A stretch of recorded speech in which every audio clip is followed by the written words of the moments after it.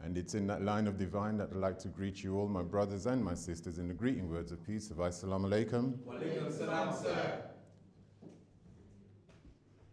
Welcome, welcome, welcome to each and every one of you on this beautiful Sunday. We give thanks to Allah for life and the many blessings that come with life.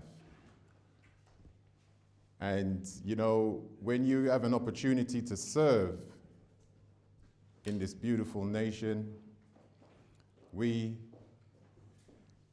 must accept whatever role Allah has given us.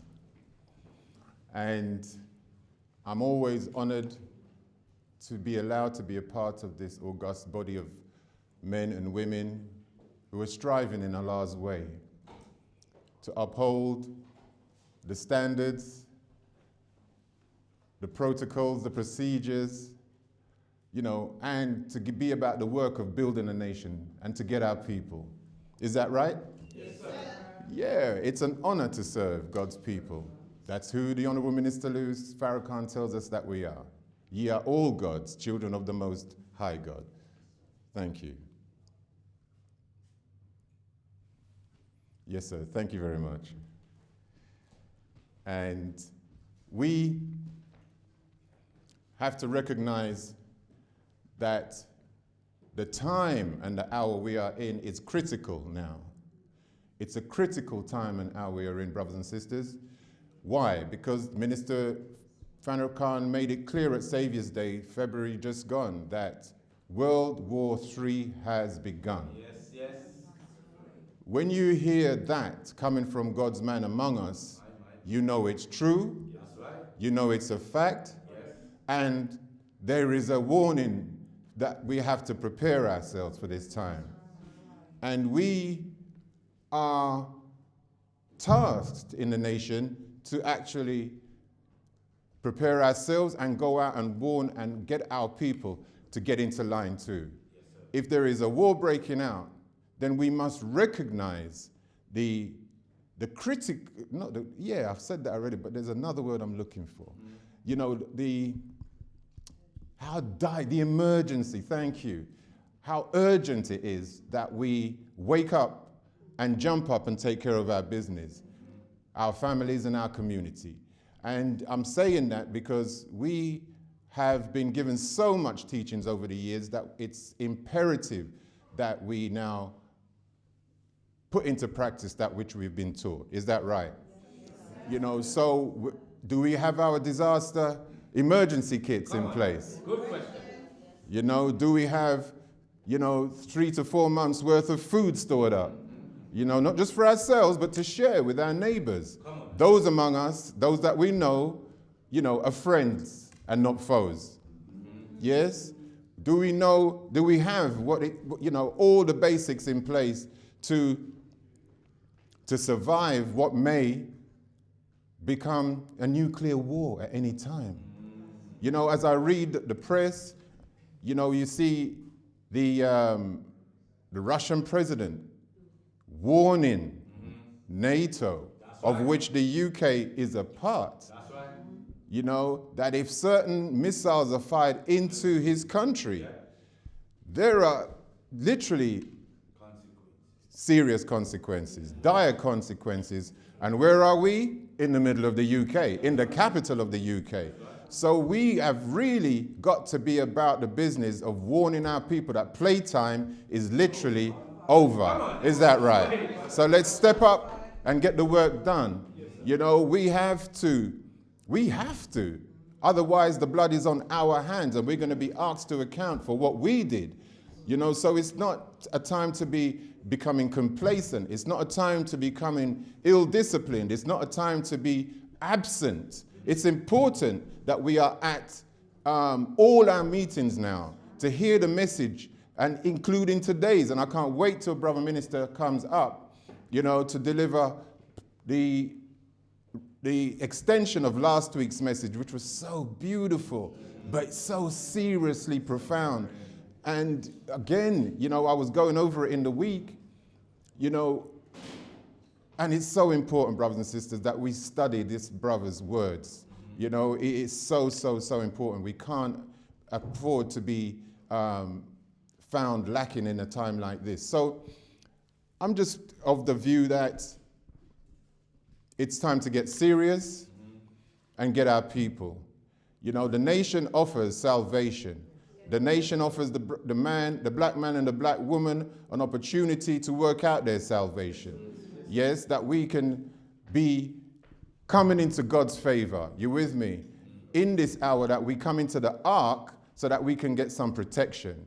You with me? Because remember, this is all going to be happening by Allah's permissive and active will. It's not about necessarily what we are trying to do, but if we follow the light, the guidance that we are given by the Honourable Minister Louis Farrakhan and his representatives in terms of us here in the European region, then we might just save our lives, yes?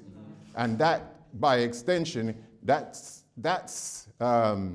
salvation can be extended to our children, our families, and our communities. So I just wanted to share a few words with you, you know, and it's important that, as I said, we come into line with the time and what must be done. Brother Minister is here, and he's going to be sharing a beautiful message today around the power of dissatisfaction. Yes? And dissatisfaction can be seen in very different terms, you know, but the way our brother will break that down, he will give you a perspective that you're going to be sitting there and saying, do you know what? I'd never thought about it in that context, you know? So get your notepads, get your pens ready, and study, make your notes, because what the brother will share to you, you know, with you today is a very powerful message, and it's not a lightweight message that our brother delivers every Sunday that he comes up here. He puts hard work into it. He puts his mind, his heart, and his spirit, and it's motivated by a love for his people. Yes, sir. So let's give our brother a round of applause and bring him up to the rostrum, you know, and show your appreciation and our love, and your love, brothers and sisters, to our European Regional Minister, Brother Student Minister ABDUL-HAKEEM Mohammed. Assalamu alaikum. Thank you. Please be seated, everybody. How is everybody? These tall brothers with these microphones. Let me bring it down. So everybody is well? Yes, sir. Thank you. Good, good. So in the most holy name of Allah, the Beneficent, the Most Merciful, we give him thanks, we give him praise, we give him honor, and we most certainly show him perpetual respect.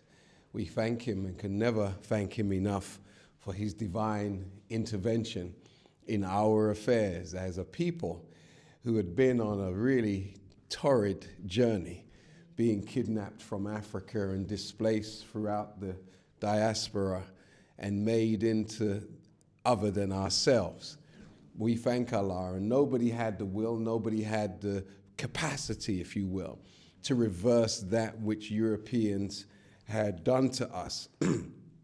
People had tried, many good-minded and good-willed people had tried to help us, to evolve us and to save us even in some respects. But none of them had the ability to stabilize us and to reverse the evils that was done to us, because we were made other than ourselves. We were made into a new creature, if you will, a new person that was labeled as a Negro. That was our new name in the West, a Negro. Those of you who are young, you're not used to that type of language being used, you know, nationally or internationally.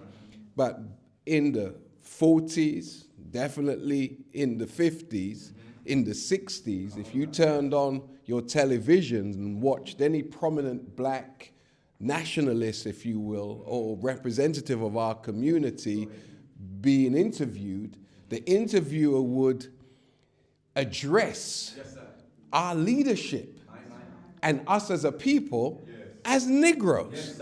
As much as you regard Martin Luther King, listen to Martin's interviews. When Martin was being interviewed, his people were referred to as the Negroes. Not black people, not Africans or, upstanding people in the community or people from the Caribbean. No, Negroes.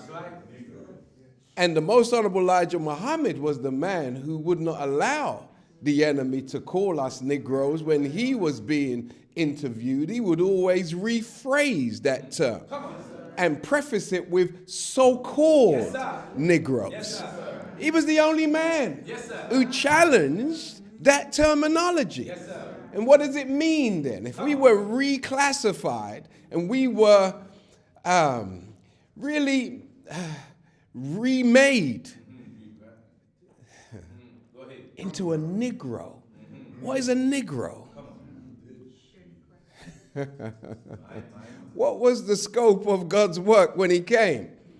A Negro is somebody who is mentally dead. Someone who is lifeless. And that's the condition we were in. We were mentally dead. What do you mean, Brother Hakeem, mentally dead? We knew 2 and 2 was 4. Yeah, but we didn't know our origin in the world. We didn't know our original names. We didn't know our original language. We didn't know our own unique culture. We had no direct connection to God anymore. That was severed. So therefore, we were considered mentally dead. And the enemy used to boast about what they did to us. So much so that one of the representatives of Congress would stand up and say that we have all but, like come very close to preventing any light from coming into the minds of the Negroes. Meaning that every direction we turned in, there were forces reinforcing the miseducation of ourselves. The miseducation of ourselves was reinforced on every level in the societies in which we live. You went to school. They didn't teach you was anything. You turn on the TV, you'd see images. I remember being a young boy, and on a Saturday evening, they used to have a program called the Black and White Minstrels, where a white man would put boot polish on his face and have these big red lips looking somewhat like mine. Some of you got black lips. You used to smoke a lot of weed. But some of you have black lips. Everybody all right? That stopped you in your tracks, didn't it?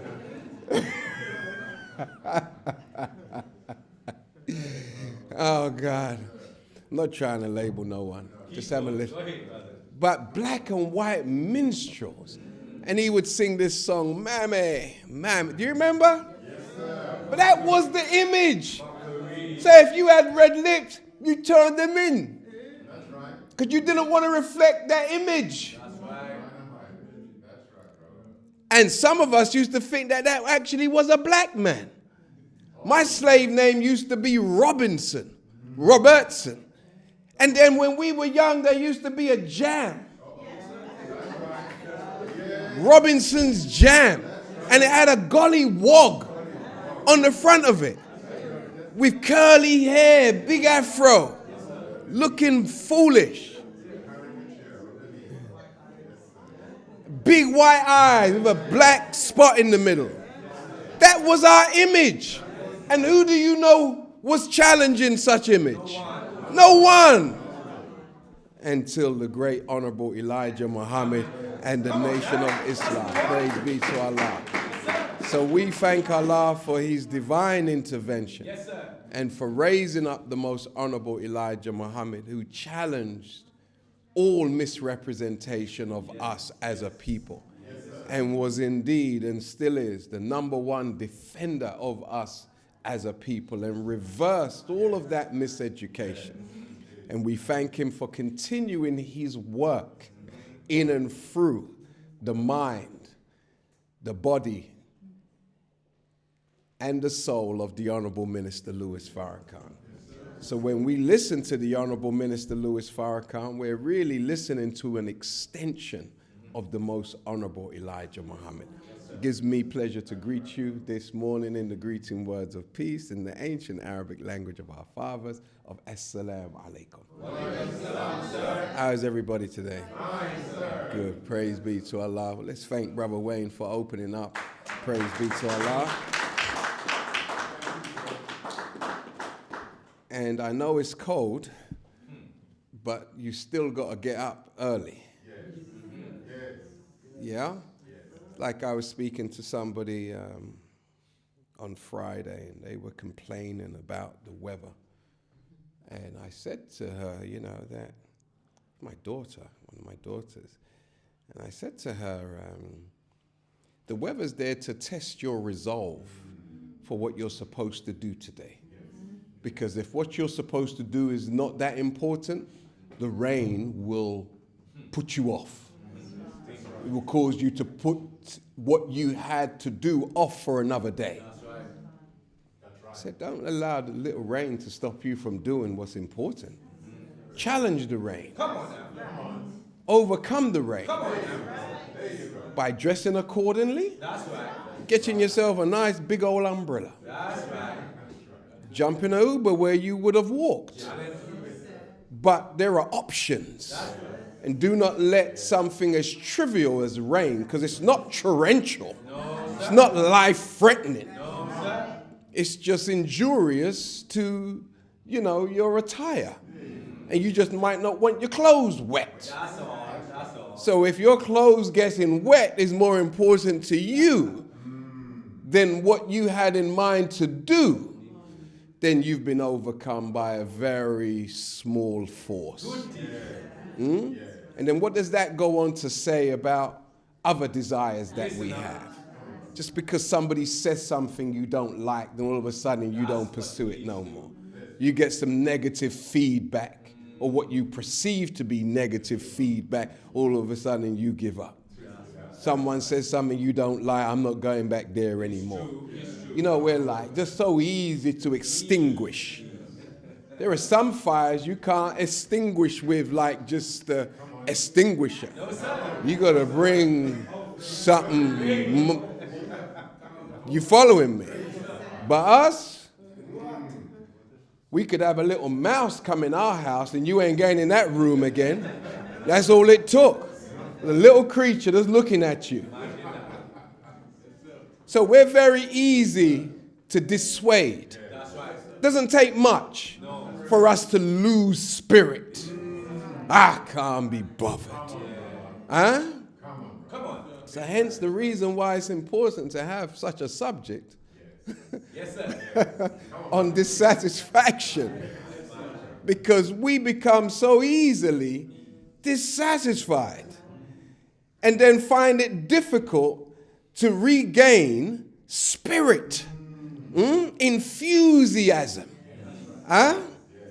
Where we become self-motivated. Could you imagine, like, some of us will not pursue certain goals of value unless someone's constantly nagging us, encouraging us. Someone even has to get some of us out of bed in the morning to go to work, to go to school, to go to college, to go to uni, wherever. Not self-motivated. Some of us are so dependent, we need a clock to wake us up. An alarm clock. Wow. Wow. And you know, when you really want to do something and you really want to go somewhere, you just book a flight to go to Hawaii. And you need to be up for 5 and out the house for 6. You see if you need an alarm.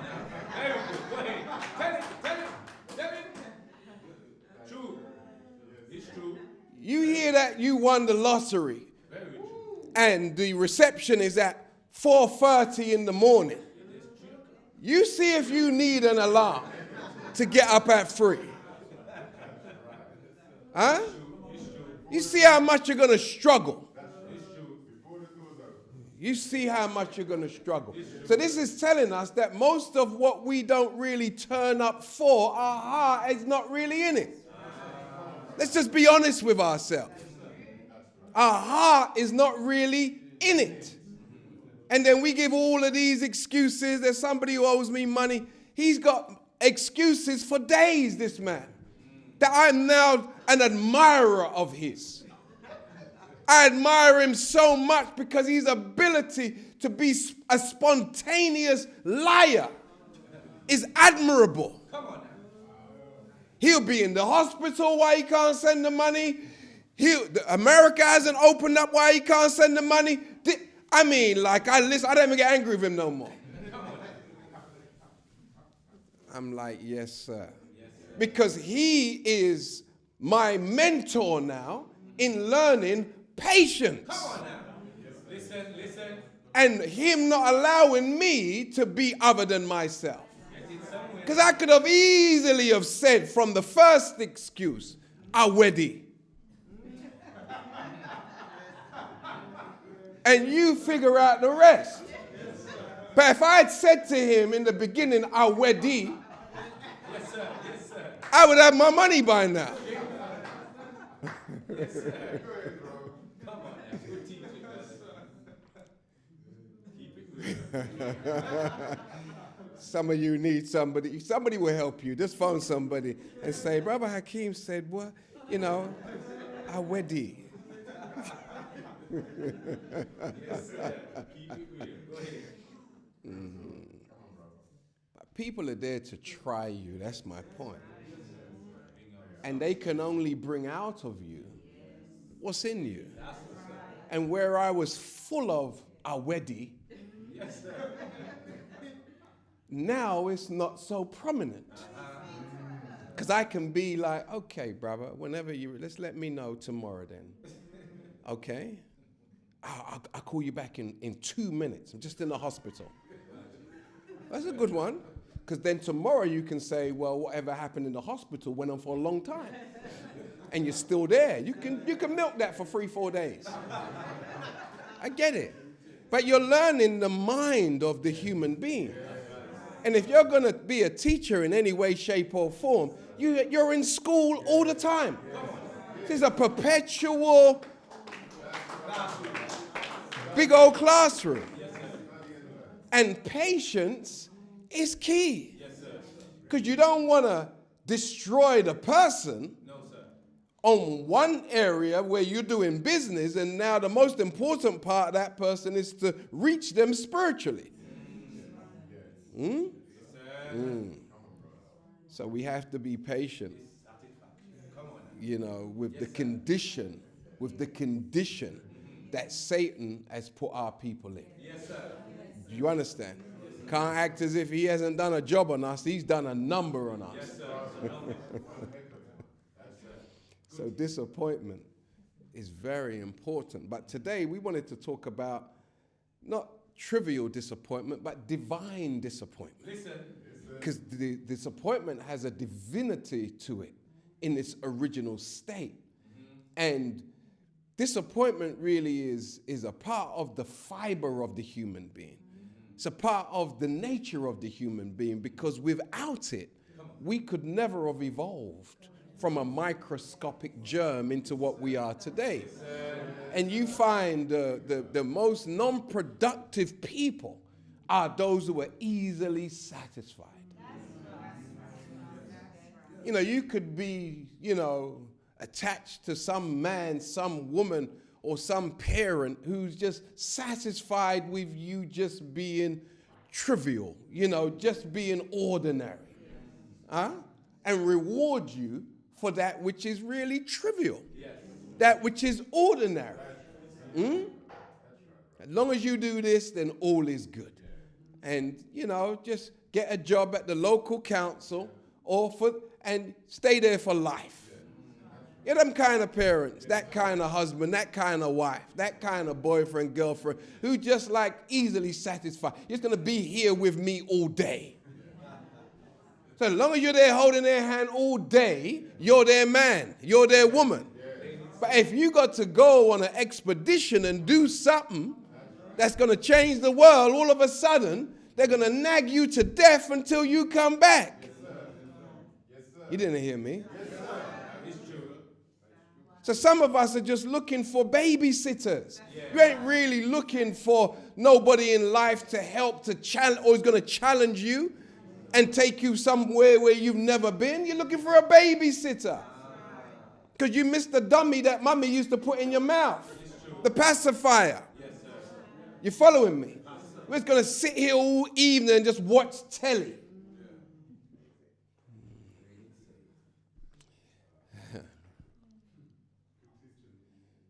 Just be home. Where it's safe. And this is why, some of us, we come into a little bit of knowledge and we start to curse those who put us in our miserable condition. Like you can curse Caucasian people from now till Amani. Yes, sir. But that ain't going to help you. But when you look at where they're coming from, you really have to admire them. Yes, sir. Huh? But you're so busy trying to find justification for being in our miserable condition that we don't learn lessons from our persecutor. There's tremendous lessons to be learned. Because when we made Caucasian people and others 6,000 plus years ago, we originated race. It came from us, from one of our brothers who was divinely dissatisfied with just righteousness on the level that we were practicing it. He knew there was a higher level to the righteousness we were expressing 6,000 plus years ago. So he said that he was going to make a man who would rule the rulers. That means the rulers weren't rulers on the highest level. Because if one of your sons can make a man who will rule you, the righteous ruler, then you're not the supreme righteous ruler. There's levels to this thing. So I'm going to make a man who's going to force you to up your game. Because you've become complacent and satisfied with your accomplishments. So I'm going to make a man that's going to shake your world. And cause you have to reconsider what you called supreme. Think about it. So he went to work. And he went to grafting.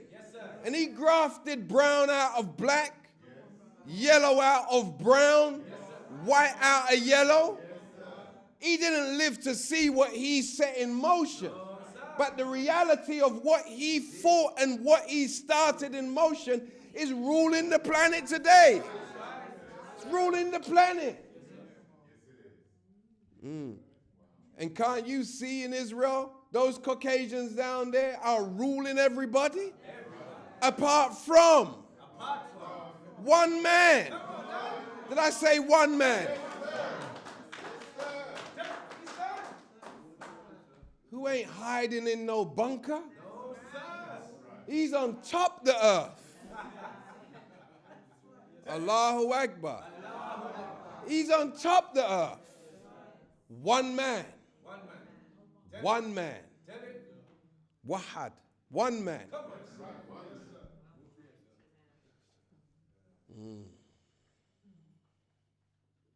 So, Yaqub, from a perspective of divine dissatisfaction, set something in motion that caused us to have to rethink our accomplishments. Praise be to Allah, the Lord of all the worlds. So when you look at when he made his product and they started to do what they do, make mischief and cause the shedding of blood, we rounded up all what we could find and we exiled them from among us and walked them across the Arabian desert, 2,200 miles, I believe it was. Took from them everything, took our holy robes off them, and just covered their nakedness. and marched them on. We were on horseback. They walked. And we exiled them into this part of the world known as Europe. EU, that means hillsides and caves. And rope is the rope to bind in. So we bounded them into Europe and wouldn't allow them to come east. They're there now. And now they want everybody else out. Kept them out of there for 4,000 or 6,000 years. Now they got back home where it all started. Well, it didn't start there. It started right there near Greece on the island of Pilon. But the fort started over there. The fort started over there. That's where their father was from, the holy city Mecca. So when they go that way, they're going to make pilgrimage to their father. Everybody all right? A hint is sufficient for the wise. They're going to make a different kind of pilgrimage. So anyway, in moving forward, you know, Europeans, or that which we call Europeans today, when they arrived in this part of the world, we exiled them here. And in a short space of time, they lost all manner of civilization. Even lost the ability to communicate in the language that we taught them, which was Arabic. They lost it all and then fell on their hands and legs and became like monkeys and apes and started living in caves. And we sent them a prophet known as Musa because they were divinely made to rule. And Moses taught them. And the first of those who received the true wisdom are those who are referred to as Jews today. The Moses that they speak about, who raised them, who is their mentor, he didn't teach them in that part of the world. He taught them over here in Europe. It's another conversation. You can go and look up great lectures that the Honorable Louis Farrakhan has given on the history, the true history of European people. But for the purpose of what we want to discuss today is they fell down and were in a bad shape. But they became dissatisfied with their condition and wanted to be upright and wanted to be civilized. So their dissatisfaction forced them to head towards where the kingdom builders were. And that was Africa, where we were.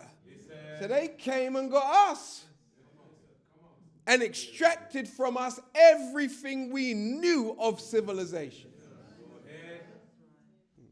and forced us to teach them everything we knew. And as a result of that, here we are. And there they are. Because once they extracted from us the information, they didn't need us anymore. They got rid of the teacher.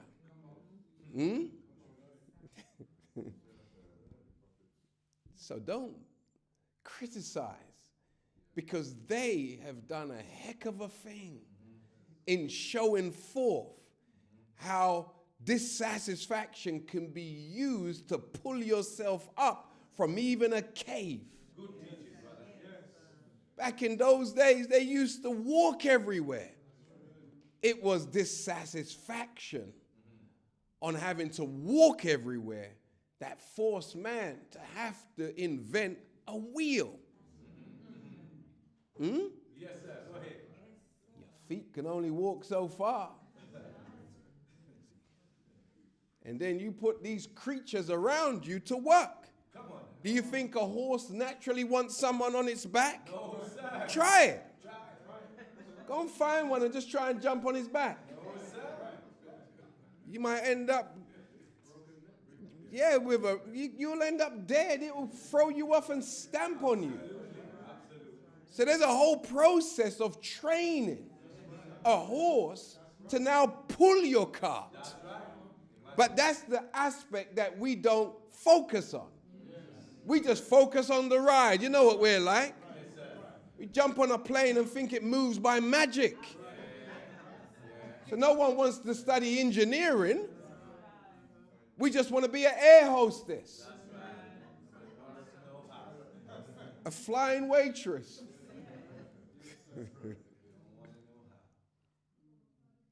But the know-how, the how it is done, is what's most important. Because at the root of that is dissatisfaction, divine dissatisfaction. So if we look at probably the most important persons on planet Earth, are those who are inventors. Inventors. Inventors. Because the origin of inventing and being an inventor, because an inventor is, one of the definitions is an originator. That's a big term, isn't it? So those who have a problem with God being man and man being God and God being woman and woman being God, just look at the terminology and the definitions given to these luminaries in our community. If an inventor and everything we look at, everything around us, is based upon some form of divine dissatisfaction, and somebody inventing, bringing into existence that which has made our lives more easier, then we've got to see that it's only God in man, God in woman, who could produce such. Yes? So an inventor is also an innovator, a designer. Like sometimes we trivialize these great accomplishments as if a designer is not somebody who is divine. A designer is a divine person who has come among us. Huh? Yes, sir. An architect is divine. Yes, sir. That's a divine person coming among us. Yes, sir. A pioneer. Somebody who goes to a place that is barren and they import or they develop for the first time a way of life in a particular area that was not known to that part of the world. A pioneer. A father is also an inventor. Come on, listen up. These are definitions given to us by Europeans. Scientists, begetters, inventors. Now, when we move away from being creative, then we become the victims of wicked inventors. You following me? Because remember, there is nothing bad about having different races on our planet, having people of different colors on our planet. But if somebody takes that which is divine and uses it for evil, then it becomes destructive. Go ahead, Minister. Go ahead. You following me? Yes, sir. When you move away from the divine, then it becomes destructive. Yes, sir. Because it's Allah in the 23rd surah of the Holy Quran entitled Al-Mu'min, the believers, who states, and certainly we created man of an extract of clay. Then we make him a small life germ in a firm resting place. Then we make the life germ a clot. Then we make a clot a lump of flesh. Then we make in the lump of flesh bones. Then we clothe the bones with flesh. Then we cause it to grow into another creation.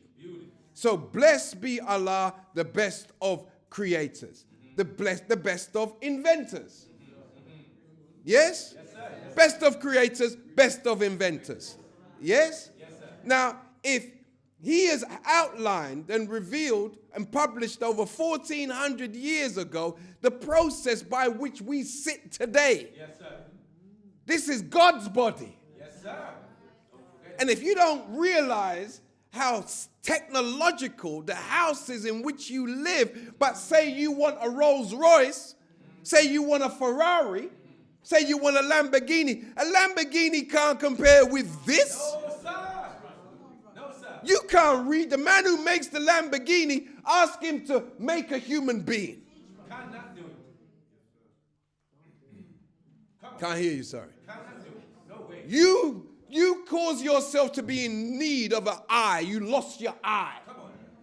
Go and tell the Lamborghini man to make me an eye. See, he can make you a headlight on the Lamborghini Yes, sir. or on the Ferrari where you can see at night. Yes, sir. Go ahead. But he can't give you sight once you lose your eye in this body. No, sir. You didn't hear what I said. Listen up. Listen up. You can lose your wheel on the Ferrari. They'll make you another wheel, Overnight. another leg, another suspension leg. Yes, sir. You lose this one. They'll give you something in plastic. That's right. So how are we going to respect the Lambo, the Rolls, the Ferrari, and disrespect another human being? How does that even make basic sense? It doesn't. You've been miseducated. So much so that we got 12-year-olds stabbing other boys to death.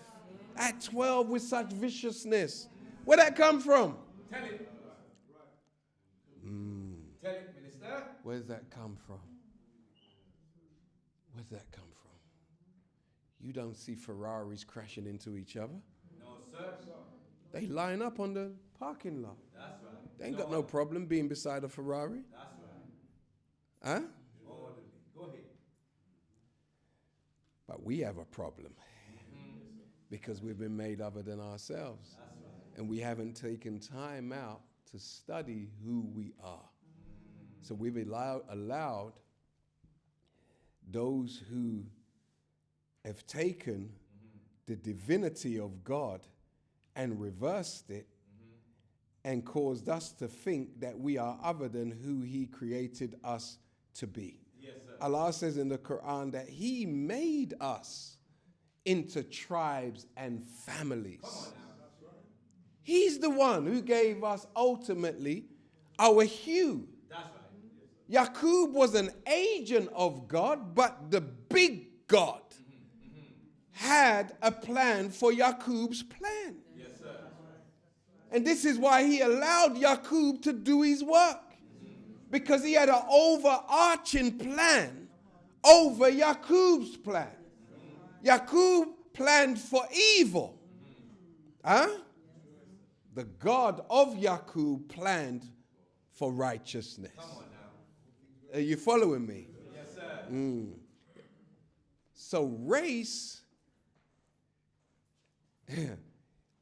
from the Quranic perspective, is designed for us to learn about other people and their ways. So that their ways can complement our ways. Not for it to be used in a destructive manner, that I am better than you because my skin is lighter than yours. I am better than you because my hair is of a better texture than yours. Imagine that. So that's using race as opposed to learning. That's using race for destructive and divisive purposes. Teaching, brother. Keep teaching. Because there ain't no woman who is a black supremacist who's going to reject a red rose. No, sir. No, sir. I just want black roses Come on. in my vase. Come on now, minister. Sing it. No, I'm not going to do that today. But you see the beauty in it. Yes, sir. The yellow rose, the white rose. They're all beautiful. All. Huh? Yes, sir. And particularly if you know how much they cost. My. Because people will associate the cost of something and attribute value to it by how much it costs. Mm?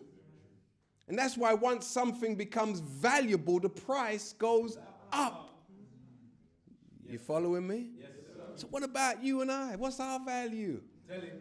Not to other people, to ourselves. What value have you put on your life?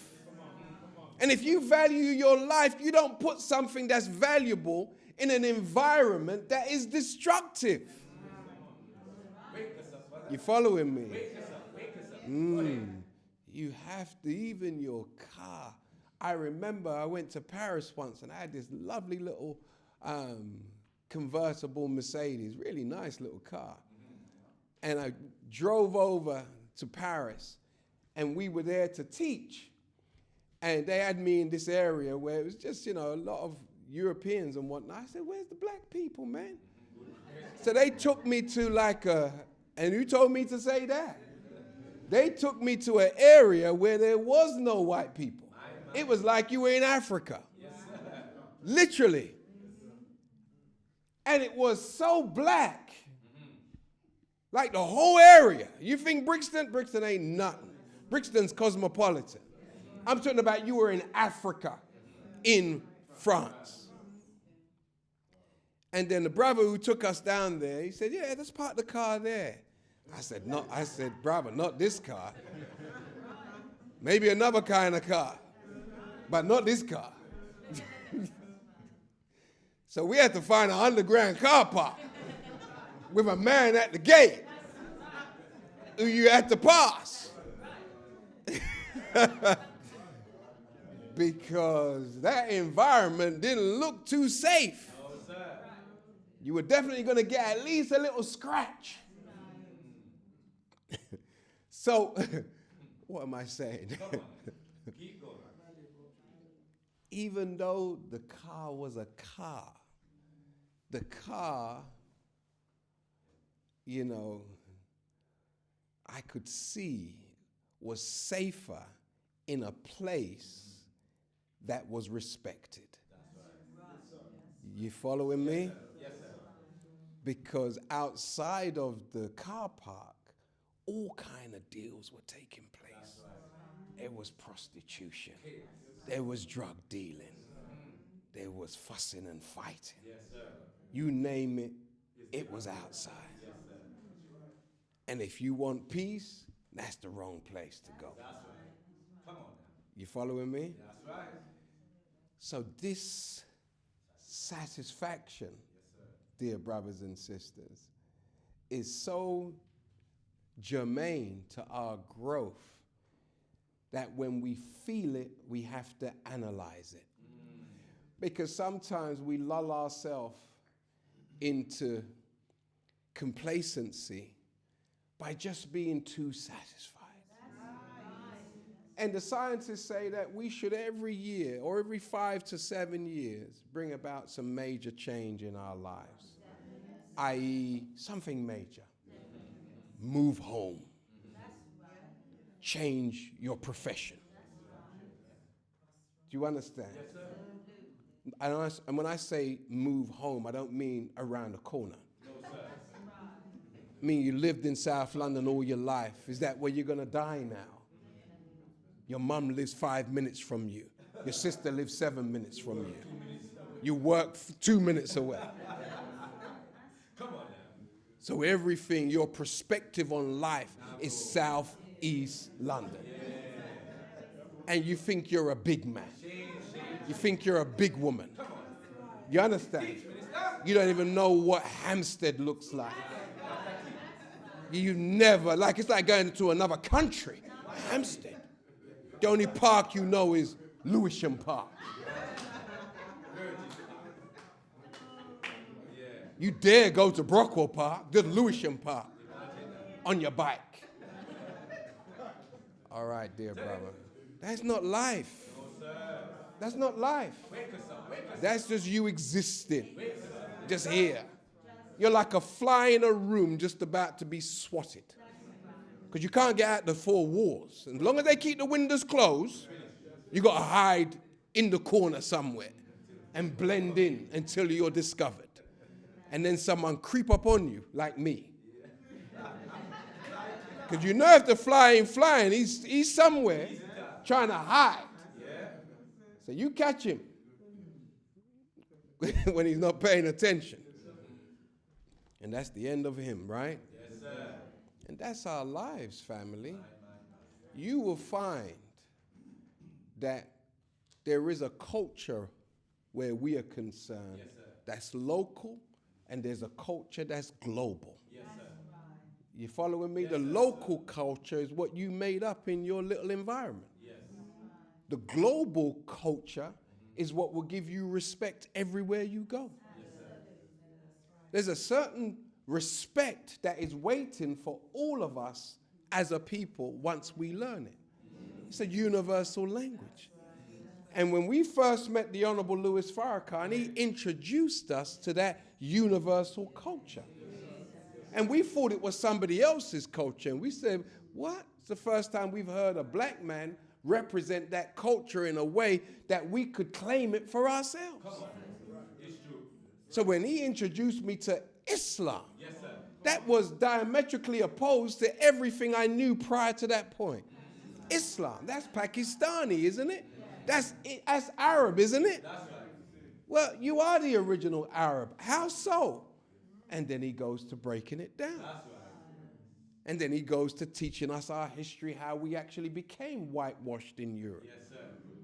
And as a result of that, now we become dissatisfied divinely with what we were made into.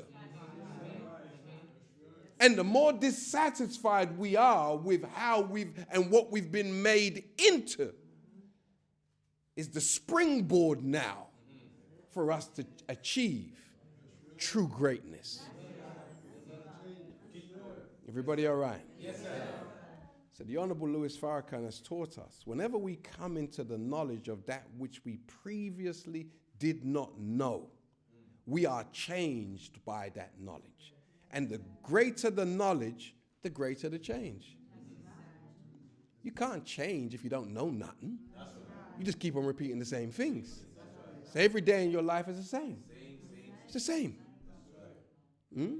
And time is moving so fast now that if you don't have a plan, an agenda, and a schedule, you're just going to be monotonous. You do the same things every day.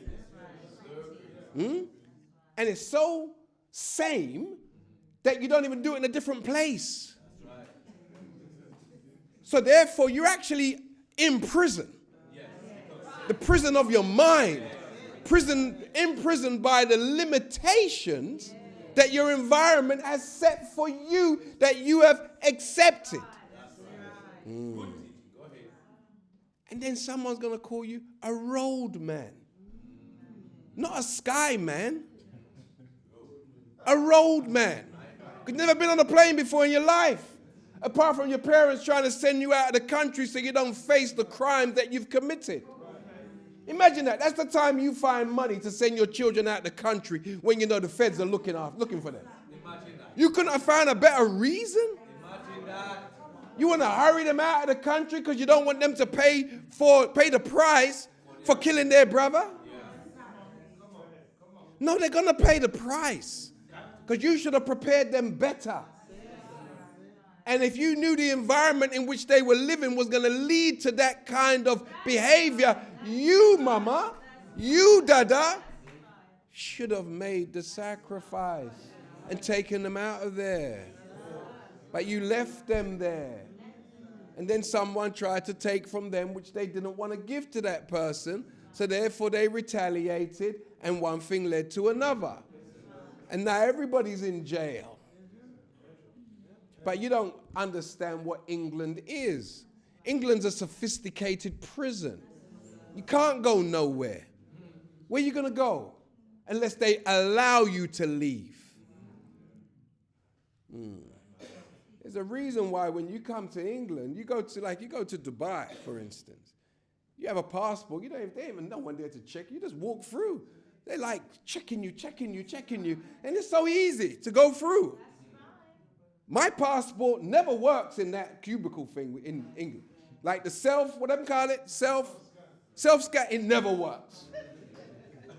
I'm in the line for 10 minutes. When I get there, don't work. Now you got to join the big queue.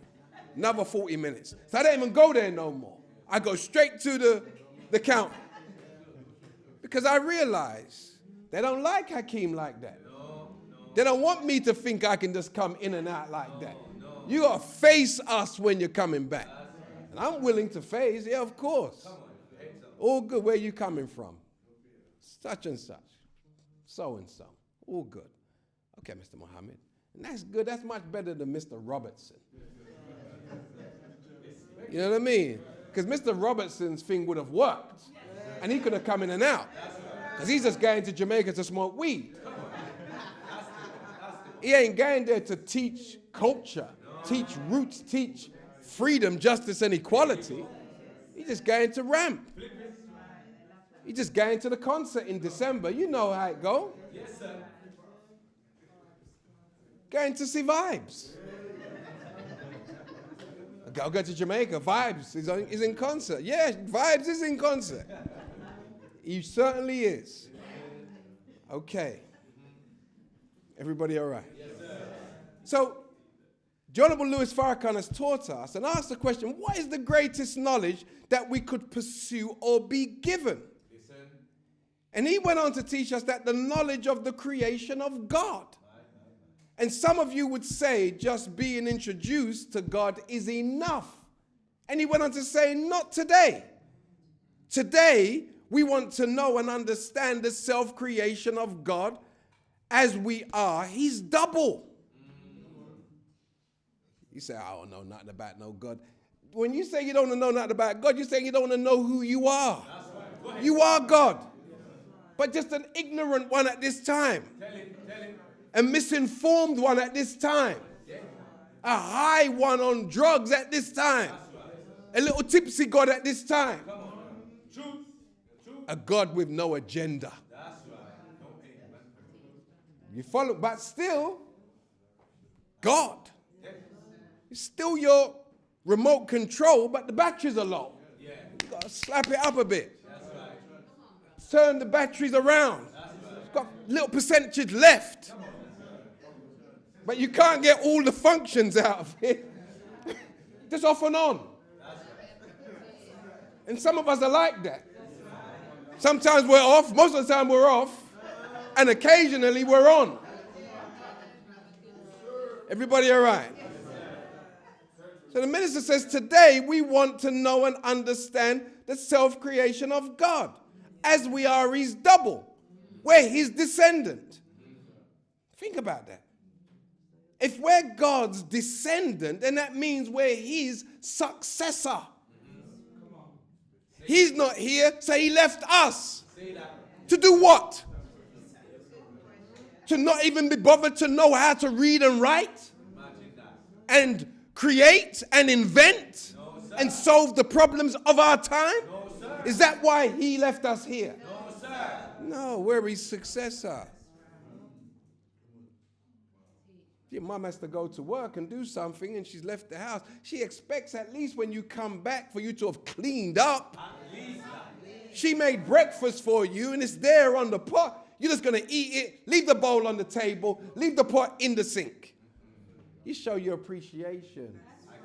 Eat the food, clean up, organize, thank your mama.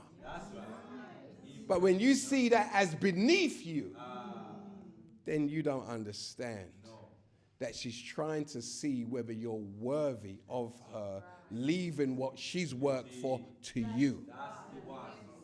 Are you following me? Brother, you've grown so much. I remember you when you were this big. Yeah, I'm talking to you. Wow. You were reminding me how old I'm getting. Praise be to Allah, the Lord of all the world. But we have to give thanks, they say, right? Did I say give thanks? Give thanks. A descendant is a family member. A descendant is a fruit. Descendant is an ancestor. So when we say we give thanks to the ancestors, we're recognizing the work that someone did before we got here. So when sometimes some of our people, say we're calling on the ancestors, no, you don't call on them. They're gone. Do you understand? You recognize what they have left for you to build upon. You're following me? That's the old spook slave teaching. And then you close your eyes, are calling. You're throwing water, calling. Who came? No one. Show me one time that someone came when you called. No. Why do you think the world is so upside down? Because one man is killing and another man is calling. That's right. And the man calling ain't getting no answer. But the man killing is getting a lot of results. You following me? He's like, say something. Kill, kill, kill. Do something. Kill, kill, kill. But we're going to pray. Okay. Go for it. We're going to kill you whilst you're praying. And show you your prayer didn't mean nothing. Wow. Wow. Think about this. Something to consider, isn't it? But what is there to learn from that? Someone is recognizing their divine satanicness. You following me? Divine satanicness. And someone won't recognize their divine righteousness.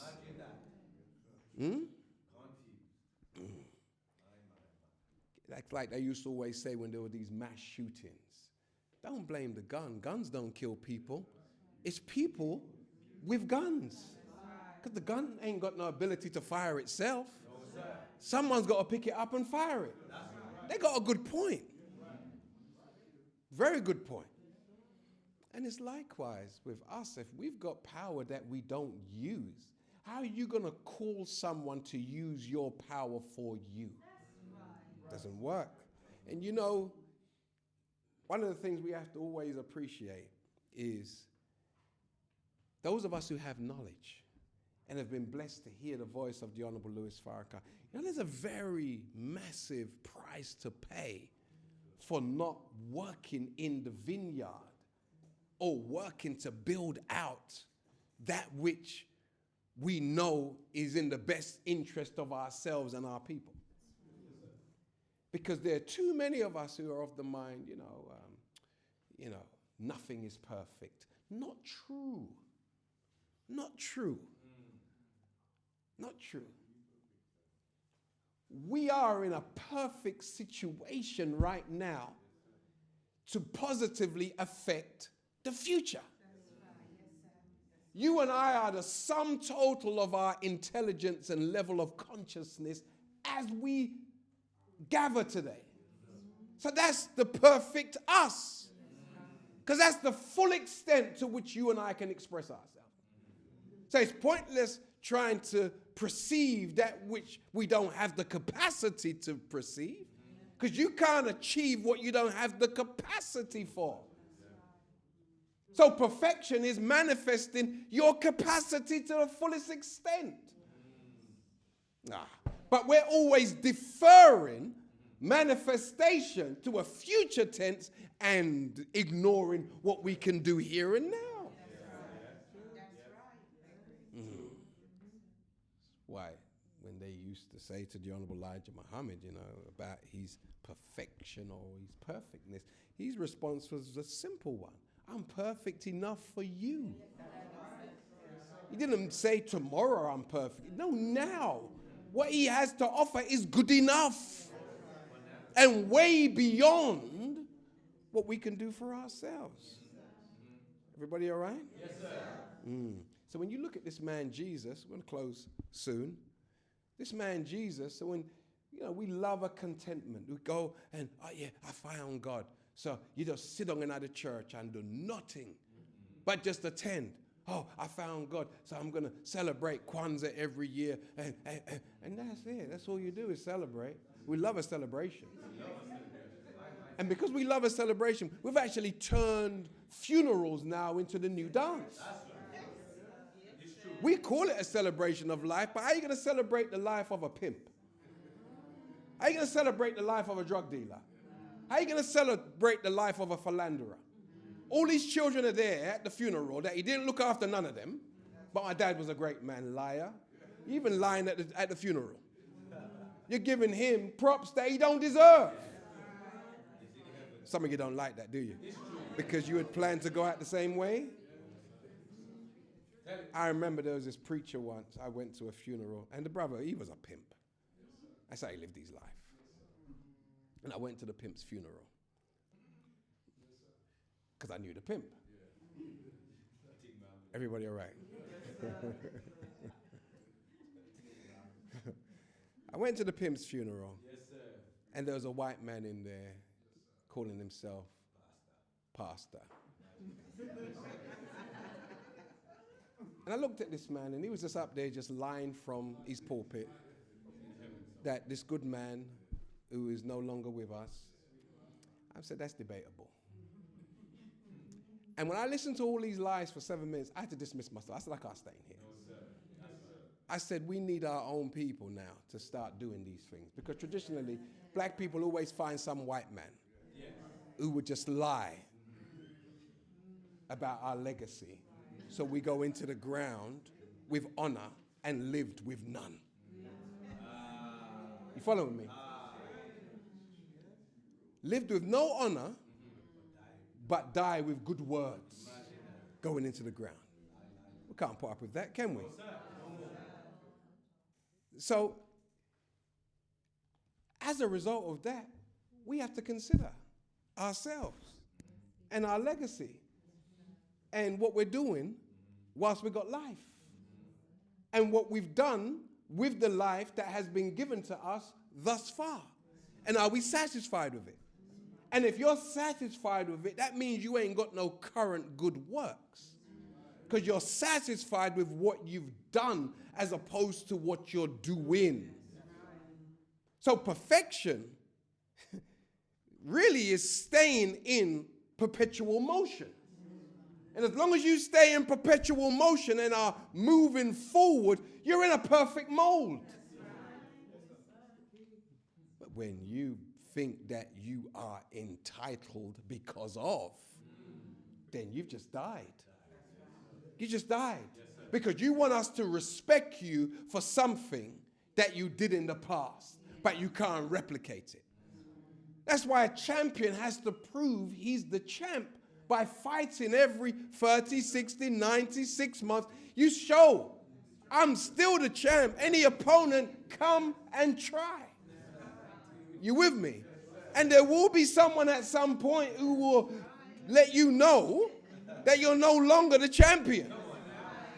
Particularly if you don't know when you've reached your zenith.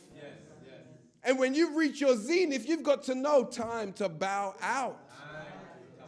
Like thieves are like that. They steal something, get away with it, and think they can keep stealing.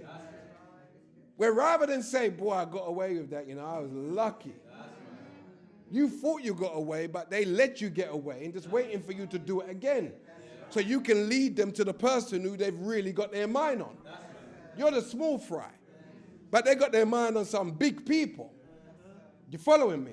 So they let you go until you lead them to where they want you to take them. See, the enemy here, he's a master. What do you call him? Yeah, he's snooper. Like his level of surveillance is on another level. You think no one's watching you, don't be silly. You're supposed to almost feel eyes on you. Like you're supposed to, everywhere I go, I can feel the eyes. They call it surveillance cameras. They're eyes. And do you know that other foreign governments can access the surveillance cameras here in the UK? And the UK taps into surveillance cameras in other parts of the world? That's why he's known as the all-seeing eye. You say that's God in the sky. That's not God in the sky. That's him here. He wants to equal himself up to the divine supreme being. You can't wrong him for that. That's an ambitious Satan. What's the point of being Satan and have no ambition? What's the point of saying that you're the righteous, you're in God's house, but you got no ambition? You got to have ambition. You following me? It's like a man coming off the bench who's been watching a game play football for 90 minutes and they bring him on 5 minutes before in extra time. I still always wonder, why bring on the man like only for 5 minutes? But if that man comes on for 5 minutes but does not have the spirit to score and make a difference, he ain't going back on there again. That's why some of these guys, they're known as super subs. Because when they come on, they change the direction of the fortunes of the team. What are you here for? Because you've been here? You want to keep your seat? You know what it's like back in the day when we used to go out and there was no numbers on the seats? You secure your seat. You know what it's like? Some of you go to the draw competition, you save your seat. The most important thing to you is where you sit, not who wins. Because you ain't even got a team in the competition. That's how, I'm not going to use that word. That's how divorced from reality some of us are.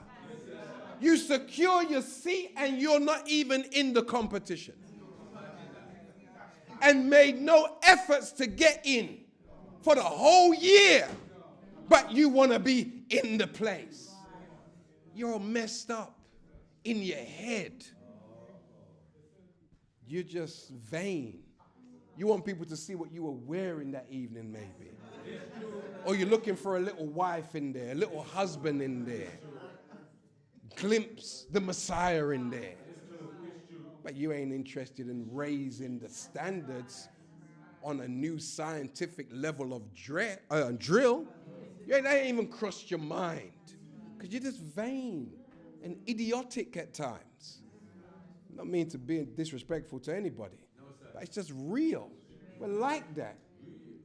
I was at the boxing last week and I was on the floor. Because I wouldn't have gone. But somebody bought me a ticket.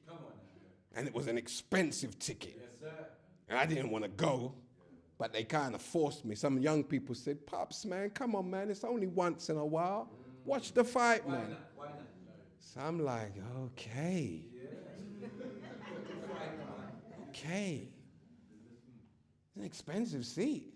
I'd have preferred the money. It's the second time it happened. Seriously. Remember when Lennox Lewis was fighting, they invited me to the fight. I flew on the Concorde, went down there. Concorde, you know. You never know. So, and I'm 3 rows from the ring. And Muhammad Ali's daughter, Layla, sitting beside me. Donald Trump was in the row in front of me. And I'm there. And then when I heard how much money the man paid for the ticket, man, I could have watched this on pay-per-view and just had that money. Because I had a big old room too. It was like, but I'm like $1,500 in 20 years ago money. That's deposit for flat money.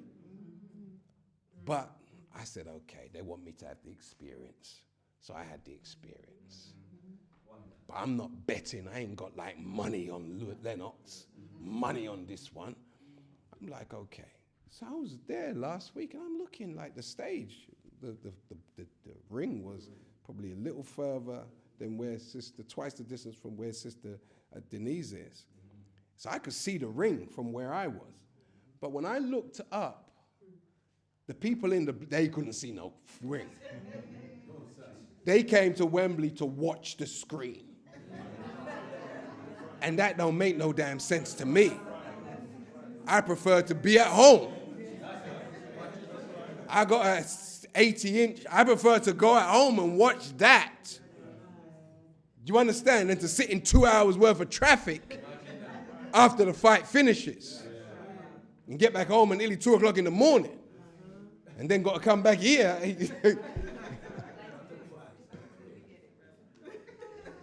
So the point is, let's not because even being on the floor, you're still looking up at the screen. And to travel just to watch a screen don't make no sense. But those who were betting, those who were a part of the team, that if they win, they're going to get some money out of it. Yeah, you should be there. But if you ain't got nothing to achieve apart from to say, I was there, then that's vanity. Are you following me? Everybody all right? Yes, sir. So I just want to close with this. Jesus in the Bible, in the book of Matthew, he goes on to say, but whoever denies me before men, I will also deny him before my Father in heaven. That means someone's listening to your conversation when you speak about the Honorable Louis Farrakhan.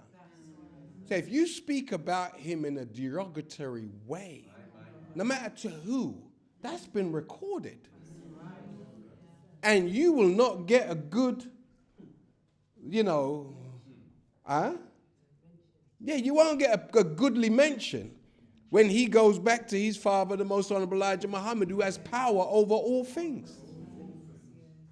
He goes on to say, do not assume that I have come to bring peace. But you taught me to say, Assalamu alaikum. And you're saying, don't assume that I come to bring peace. Bring peace. Bring peace. To earth, I have not come to bring peace, but a sword. For I have come to turn a man against his father, a daughter against her mother, a daughter-in-law against her mother-in-law, and they of a man's own household will be their worst enemy. What kind of man is this? So if he comes to turn things upside down, inside out, but he teaches us to say, peace be unto you, what kind of change, what kind of dissatisfaction does this man represent? He represents divine dissatisfaction. He comes to break up Satan's world. He comes to break up our false relationships. You're following me? That are predicated on a slave mentality that just perpetuates a status quo that only serves and benefits Satan. Why would he want to keep a man with, or allow a man to be of a woman who send their children to the devil's school to be taught to be a transvestite? How can those kind of relationships continue in God's kingdom? If the man's too weak, the woman's too weak to stand up against the system that is turning our children into transvestites, into lesbians, then that marriage needs to be annulled. God's man don't come to say God loves us all. No, sir. No, sir. No, sir. You didn't hear me. God's man comes to bring a sword. He's a criteria. He's a man to let you know where you stand with God in no uncertain terms. And he makes no apologies for it. Wow. No wonder people putting their fingers in their ears. Because we want to do what we want to do. Can't tell me what to do. Really? Okay. I can tell you what to do, but whether you want to listen to it or not is another thing. So I can and will, but it's up to you what you want to do with it. Yes? Yes, sir. So why does he say then, peace be unto you? Because he wants us to stay in a state of peace and contentment, knowing that if we make the changes, the benefits are on their way. Have no doubt that the benefits are on their way to you. If you break the old mold. So he said, work cheerfully. Cheerfully. You are the righteous, the powerful, and the best. Work cheerfully. Work on what? Helping me to break Satan's mold over you. Not to go and fight powerful rulers. That's not our job. Our job is to fight the influence of the powerful ruler in our lives. So we can extract ourselves from him being over our lives. If we correct what's in, then we can correct what's over. But it starts with the in. Because as long as we have an appetite for what he offers, then he can rule us. A person can't rule you if they ain't got no influence over you. It's when you're needy and you need what someone has. Some of us are so damn sick. We need someone's. Oh God, I don't even know how to say it. Well, I know how to say it, but I'm gonna make it appropriate. Come on. No, it's a bit more than that. We get so drunk with each other that what ties us is sexualization. Sexuality. Where you don't need the man to pay your bills. You don't need the man for his guidance and his support and for his influence. It's because of some kind of biological reason. That's what it's boiled down to. Yes. Biology. Miss you. Not miss your wisdom. Not miss your counsel. Not miss your intelligence. Miss the friction. You said, preacher, not preach like this? Preacher better start preach, so. Because you can't even go to Instagram and get a birthday post from someone without scrolling once. You go down once from the gift of the message, it's like, you got to draw brakes. Because you'll run into someone's bedroom. And what y'all doing there? How do you get in someone's bedroom and you just reading happy birthday? And Twitter, X is the worst. That feed is rough. But dear family, we have to look into these origins of dissatisfaction. Because if we're not thoroughly dissatisfied with a world that is taking us to hell daily, then we have been made into Satan. Because if you are not clear at the moment that this is Satan's world, if you're not clear about that, you're not trying to save yourself. Like you're not even trying. You're just happy with your rice and peas today. And you're looking forward to the game. Al-Uman, back in the day, women, sisters never used to watch football as much as they watch it now. My mum don't even know what teams there was. But now, mummy is so up on the Premier League. I mean, you notice. You don't have to ask a brother, like, oh, sister, who's top of the Premier League? Ask her about the Arsenal game. She'll tell you. Isn't that right, sister?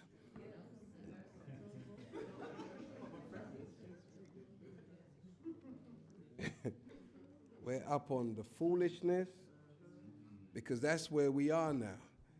And we're in a time where the man of God has come not to bring peace, but a sword.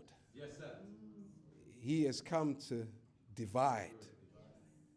And if you're in the mind where you want to love everybody and think that there is not a day of reckoning, then you are jaded once you hear the voice of the Honorable Louis Farrakhan, and I'd even go as far as to say any of his representatives who deliver a clear message, you're now in the valley of decision.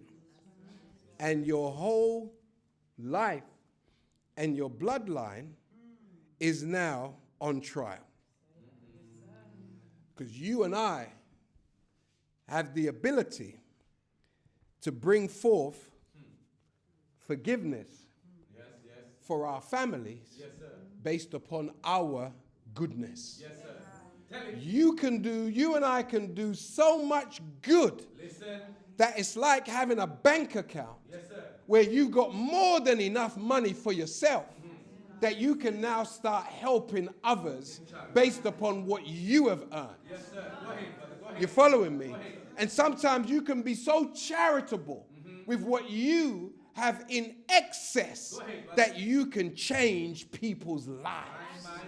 Go ahead, brother. Keep going. Allah God forces us and makes it a principle of our faith to give out of what he blesses us to receive.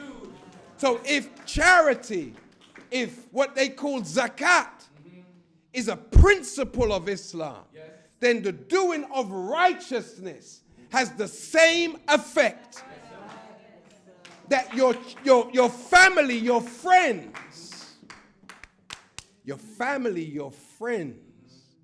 can be excused because of your goodness, your righteousness. Everybody all right? So let me say this, just to close. Go ahead, minister. Change, we have been taught. And now you think about this. The Honorable Louis Farrakhan has taught us that dissatisfaction leads to change. Yes, sir. He did. And he said whenever you have dissatisfaction, depending upon the degree of it, will determine the amount of change you can look forward to. Yes, sir. But the change is not an anticlimactic change where it's just natural because you think of something, it just comes into existence. It's not magic like that. No, sir. You've got to apply yourself Yes, sir. to the degree that your consciousness will allow. Because you can't change anything beyond your level of consciousness or your capacity. And when you reach capacity, you call for help from others. Yes, sir. Yes? To make up the area that you cannot reach. That's right. Yes? Yes, sir. It's like the scripture says the arm of the Lord is not too short to save.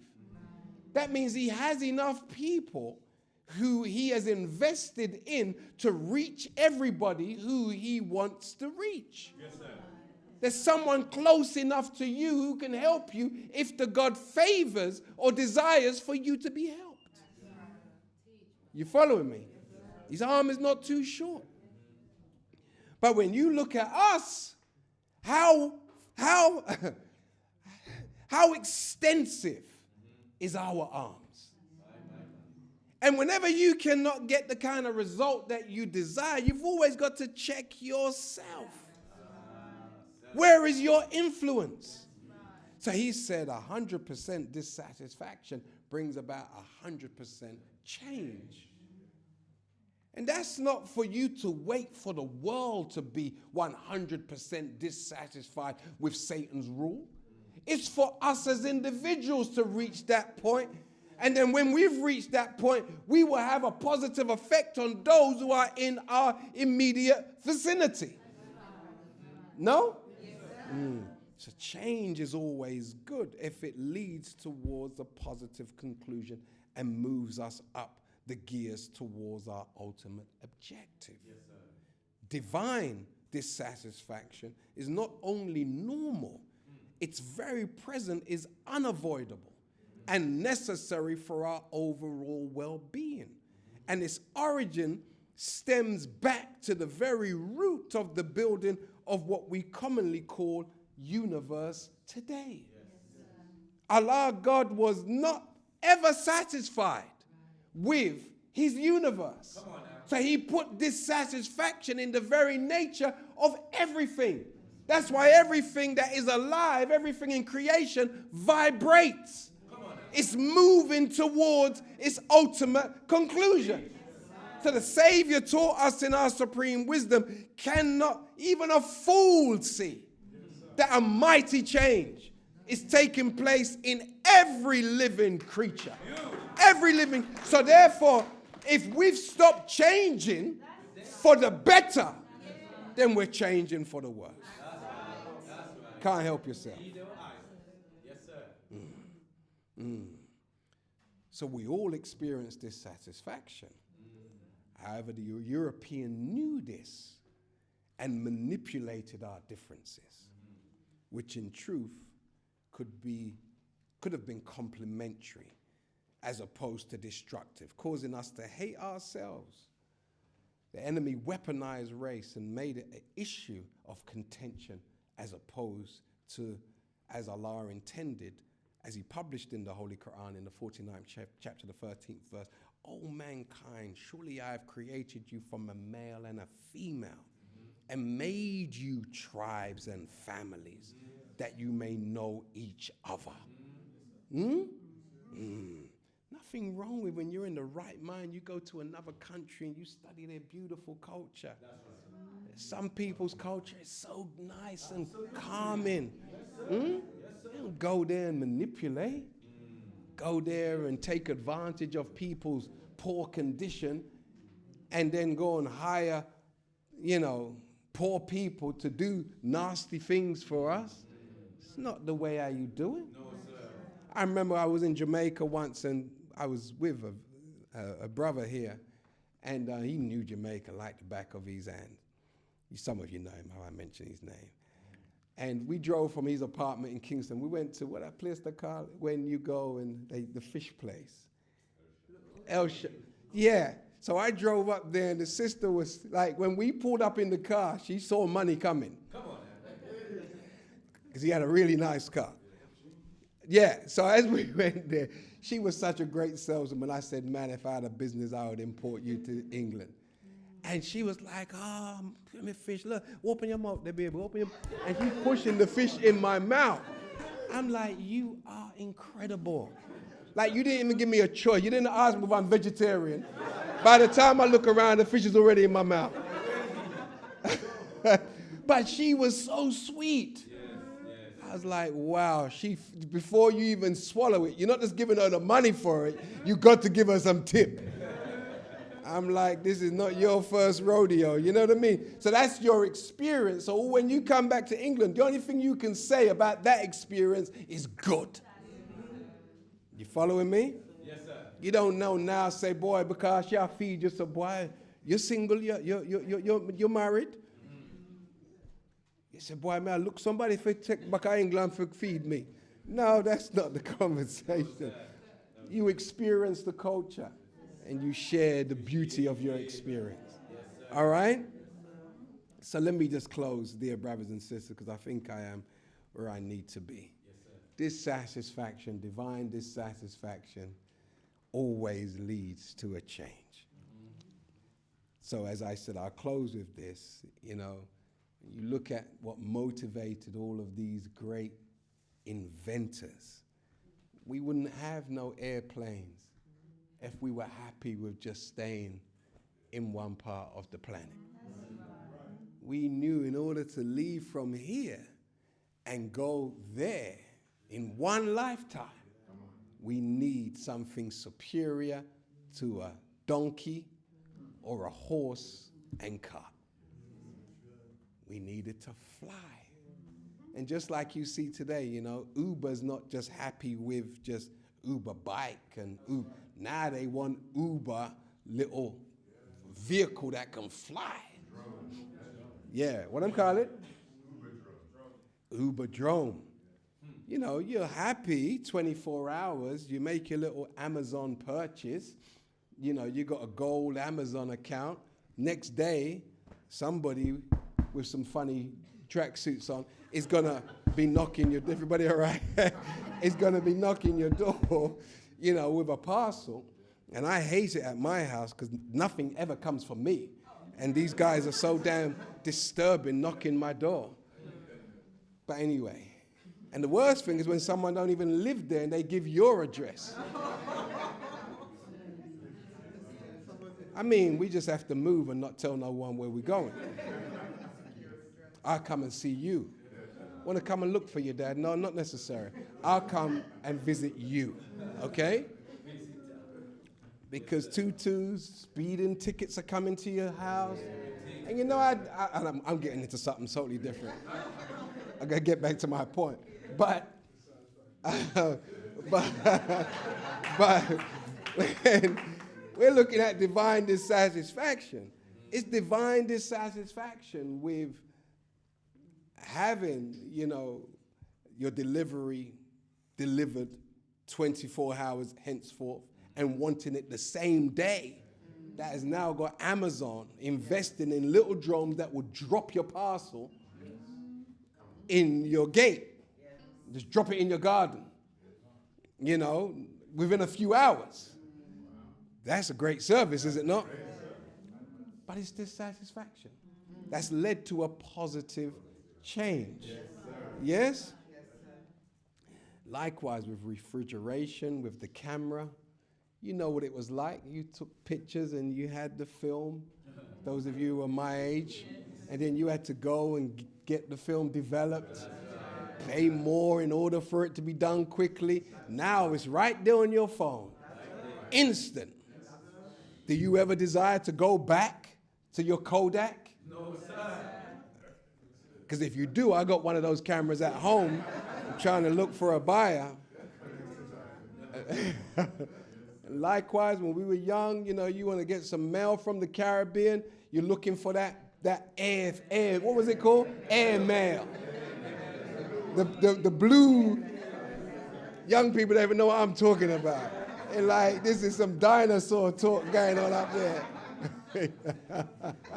Ancient history.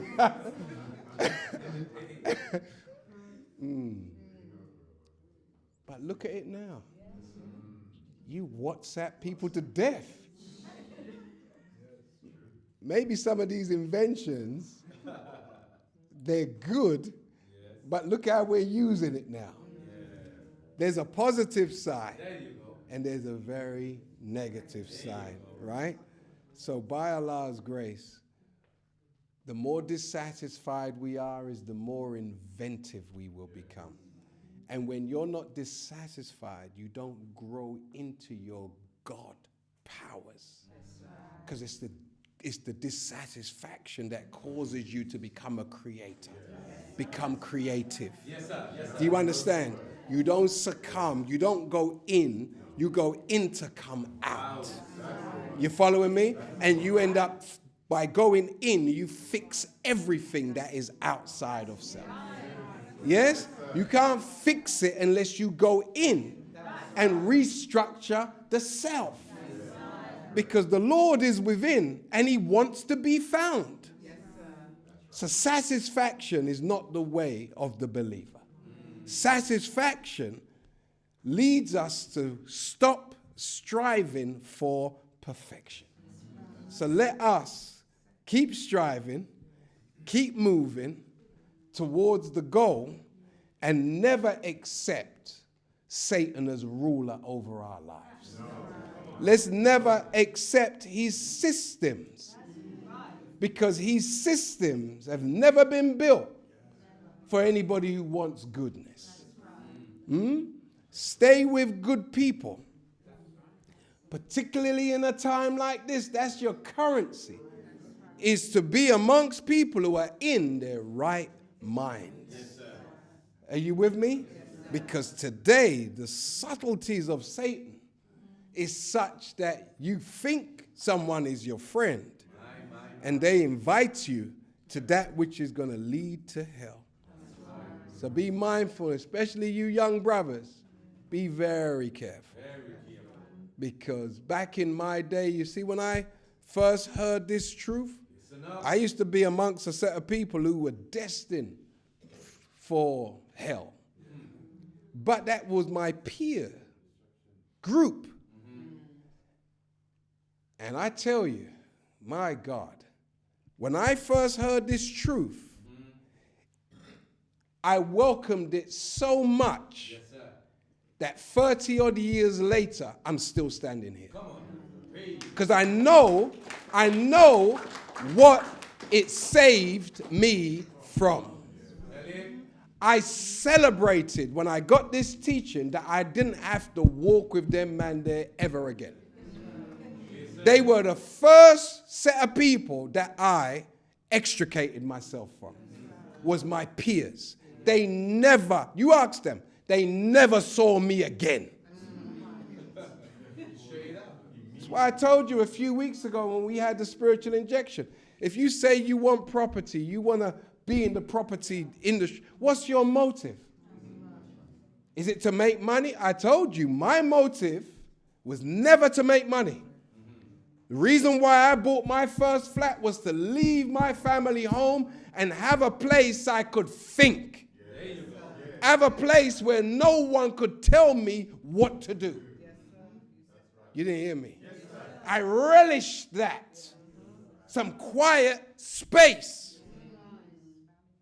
It wasn't money. It wasn't to buy a flat and flip it. No.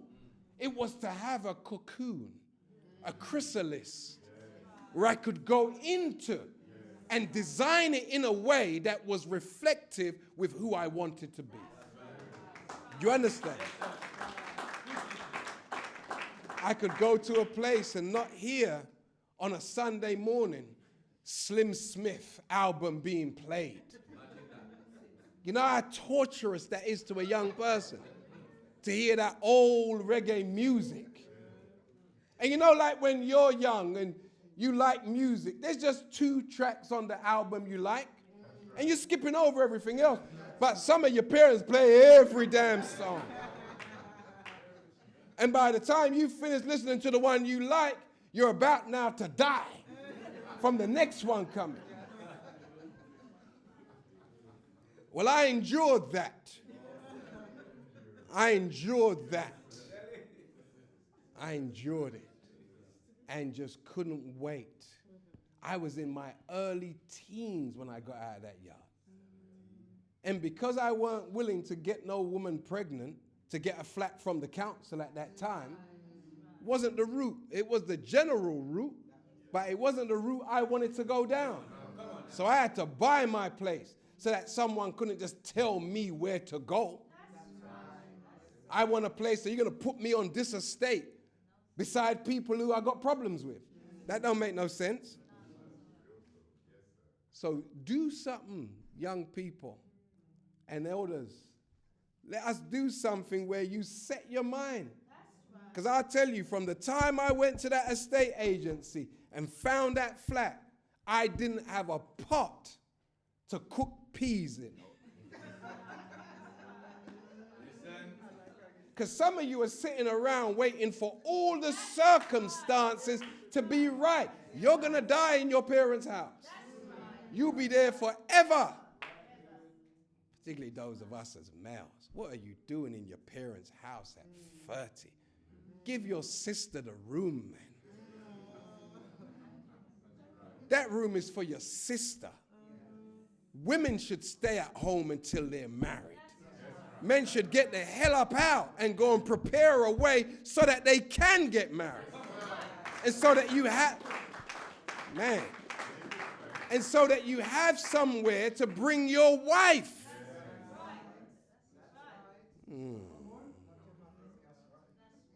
I know you wish I will end.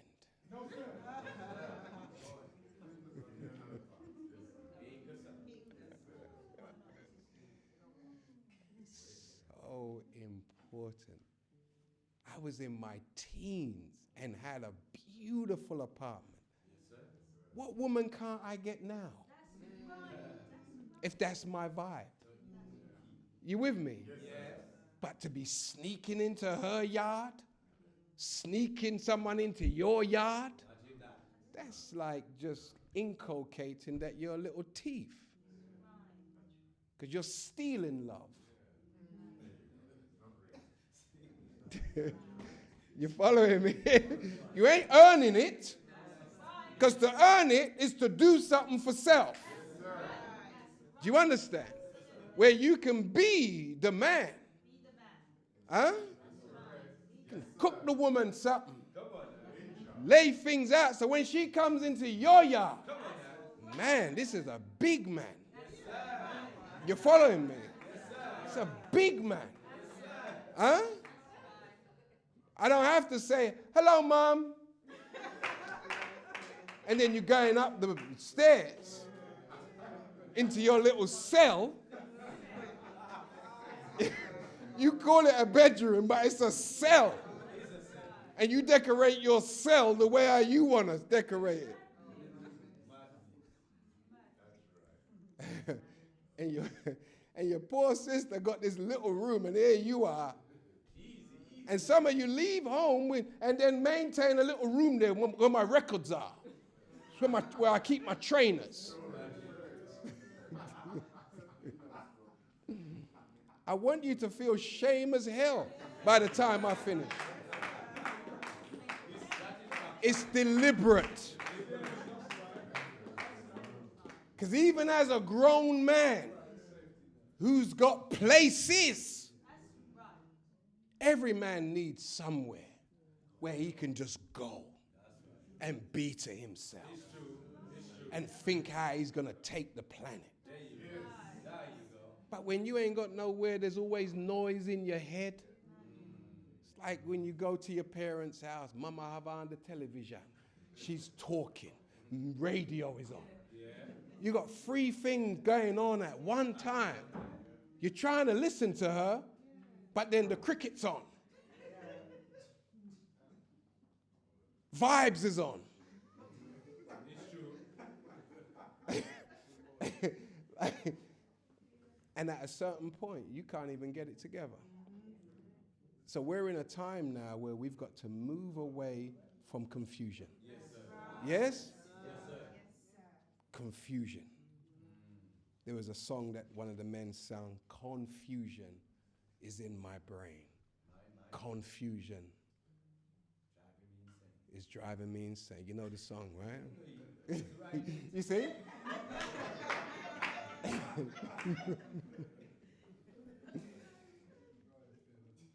It's a family. Wayne's going to get me out of here. It's a family. It's very important. And it's important that we have a nice, warm environment. I agree. You follow me? Because these are heavy truths. Yes, sir. But we have to take our proper place. And we've got, the male has to become a male again, and the female has to become a female again. Because we're fighting for each other's roles. Man is trying to get softer by the day. Woman's trying to get harder by the day. Yes, sir. It's true, it's true. And we don't know who is who. No. And what is what. And our children are suffering. So young people, if there's anything I can do to help you and share with you what we've been blessed to learn. Yes, sir. Because what saved me, young people, was this teaching. Yes, sir. Yes, sir. I heard it. Absolutely. And I extricated myself from the people who I grew up with. And went to myself.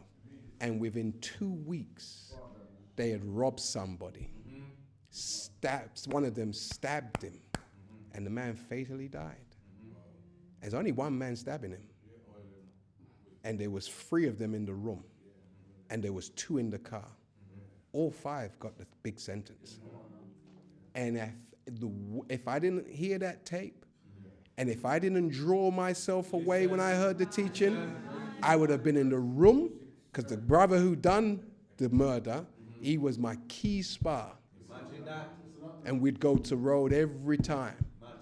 He was a vicious dude too. He's the first black man I saw headbutt another man.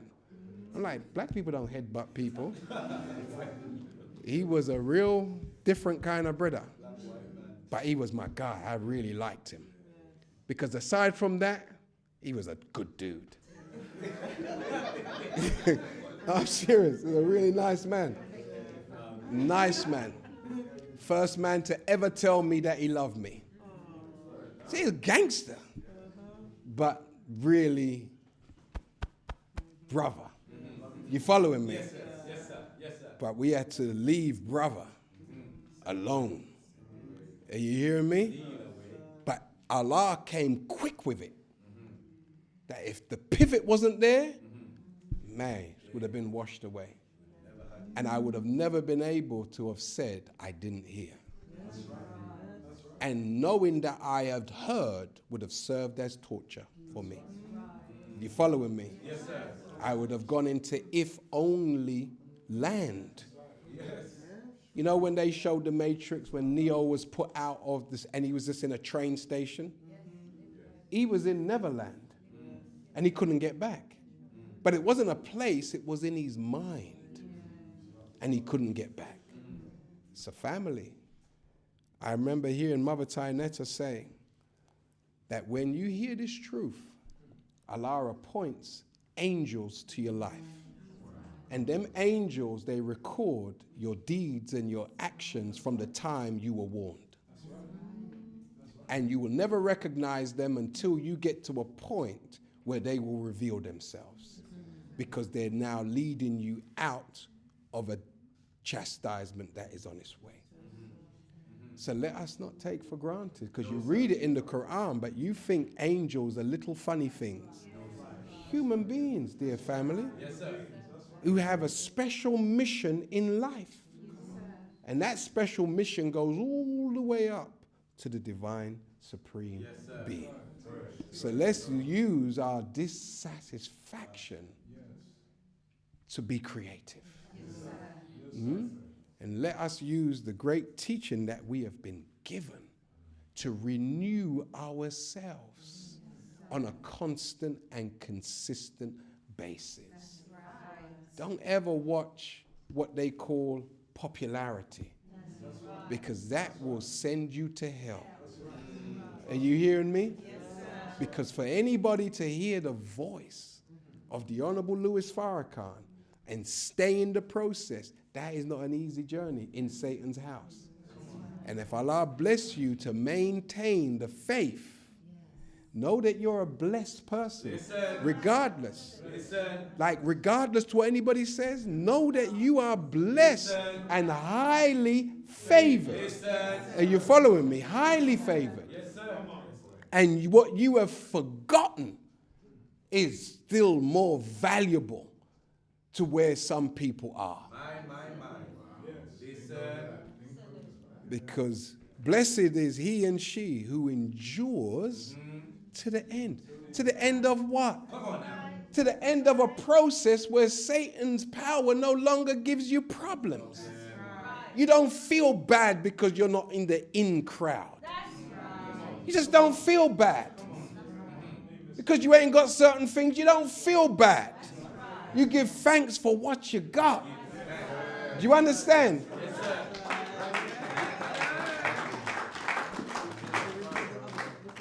And just know for a surety that your blessed day is on its way. Yes, sir. Because in order for you to reach the people by the millions, Allah has to give you a deeper understanding of, after you learn Islam, which is mathematics, and mathematics is Islam, that you must use it or learn to use it to secure some benefit for yourself, which is to have luxury, money, good homes, and friendship in all walks of life. How can you reach back in that time 17 million with 2 million Indians if you're struggling with how you're going to pay your bills? But if you're faithful over little, then God Almighty will start to amplify your affairs. I can't even tell you. Go ahead. I can't. Because some of you will misunderstand. I can't tell you how much Allah blesses me. I can't tell you. I can't even tell you. I speak to the minister and can't even tell you what he says to me because you'll misunderstand it. So I keep all of that to myself to let you know I don't have to use what I know and what I experience to try and get no credit with you. Because some people use big language to try and get credit. And even say someone said something and they didn't say nothing. Just to try and get status in your eyes. I don't waste my time with none of that. You following me? I conceal the bits that will knock your head off. Come on now. Come on, minister. I don't waste time with it. But Allah, God is real. Allah, God is real. Yes, sir. Real. Yes, sir. Real. Real. And you've got to be able to truly bear witness to something like that. As opposed to just hearing it from somebody else. And your strength is in a third party. You got to have your own experience today. And if you're walking the walk, you have your experience. Like you have them. Ain't no two ways about it. Ain't no two ways about it. I remember I traveled once recently, and on my travels, I met a brother, and we were somewhere, and he was like, "Hakeem, it's prayer time now." I'm like, "We're in a restaurant, brother." And he's like, "Well, I've got these people here, they're my people, so they're giving me this area here where I can go and make my prayer." And I was like, "Wow, you the G, brother." So we just went and made wudu, and then we're in this big old restaurant, and we got a corner where we both can make up us a prayer. I was like, this is the life. You following me? Where even if you're not with a quote-unquote FOI, there's someone there who's reminding you of, do you understand, the remembrance of Allah. It's a blessing. And when someone you're sparring with reminds you of the remembrance of Allah, you know you're going to have a good trip. Because Allah is showing you that the angels are with you. That's what that is showing. That even though you're in a place away from home, there's a believer there who's of a different race, different nationality, but he knows Allah, the Most High God. And I'm telling you, but when you're surrounded by people who don't believe as they should, that's not a blessing. You following me? And I'm telling you, you have to be the one today to take the plunge. Everybody's not coming. There could be a few of you as young people come and one just wants to go because he knows the game's at 4 or something. And one of you, 2 of you, all 3 of you might want to stay and say, boy, I'm ready for this. This is salvation. But I tell you, when your ears is hard, Allah will have to soften it up. And sometimes, and it's not nice, but sometimes we have to get that whipping in order for us to see that the God who's on scene today is very serious. And we're going to come anyhow, but we're going to come. And when we were young, you remember your dad, when you're really young anyway, if you were blessed to have your father or your strong mother in your life, they would just show you a sign of what could happen if you don't listen to when they talk. My mum had a valence that she would go into when she was serious about, she was always bloody serious. She was just always serious. She was always serious. Even when she seemed lighthearted, she could switch in a second. So when she's lighthearted and you get lighthearted with her and a little fresh, oh yeah, I talk to boys. Quick. She didn't let no one make a nuisance on or near her post. At no time. She switch. And she just had to show you a sign. And if you knew her word was a bond, you would always back up off of that. Today, unfortunately, you always need someone in your life, even if it's one person, who you know you can rely on, who will bring you the principles that you need to hear. Never allow yourself to be without guidance. And this is why we're so blessed to be thousands of miles away from the seat of Allah's throne in Chicago. Yes, but we're blessed to have a direct line to the Messiah. Praise be to Allah, the Lord of the world. And it's a great blessing to be able to speak to God's man, because he gives you guidance on so many levels. Yes, that sometimes you could have spoken to him 5 years ago. If you recorded that conversation, you will find it has layers of understanding. Just like he said to us February the 25th about what's happening in the Middle East. And now you see it all unfolding.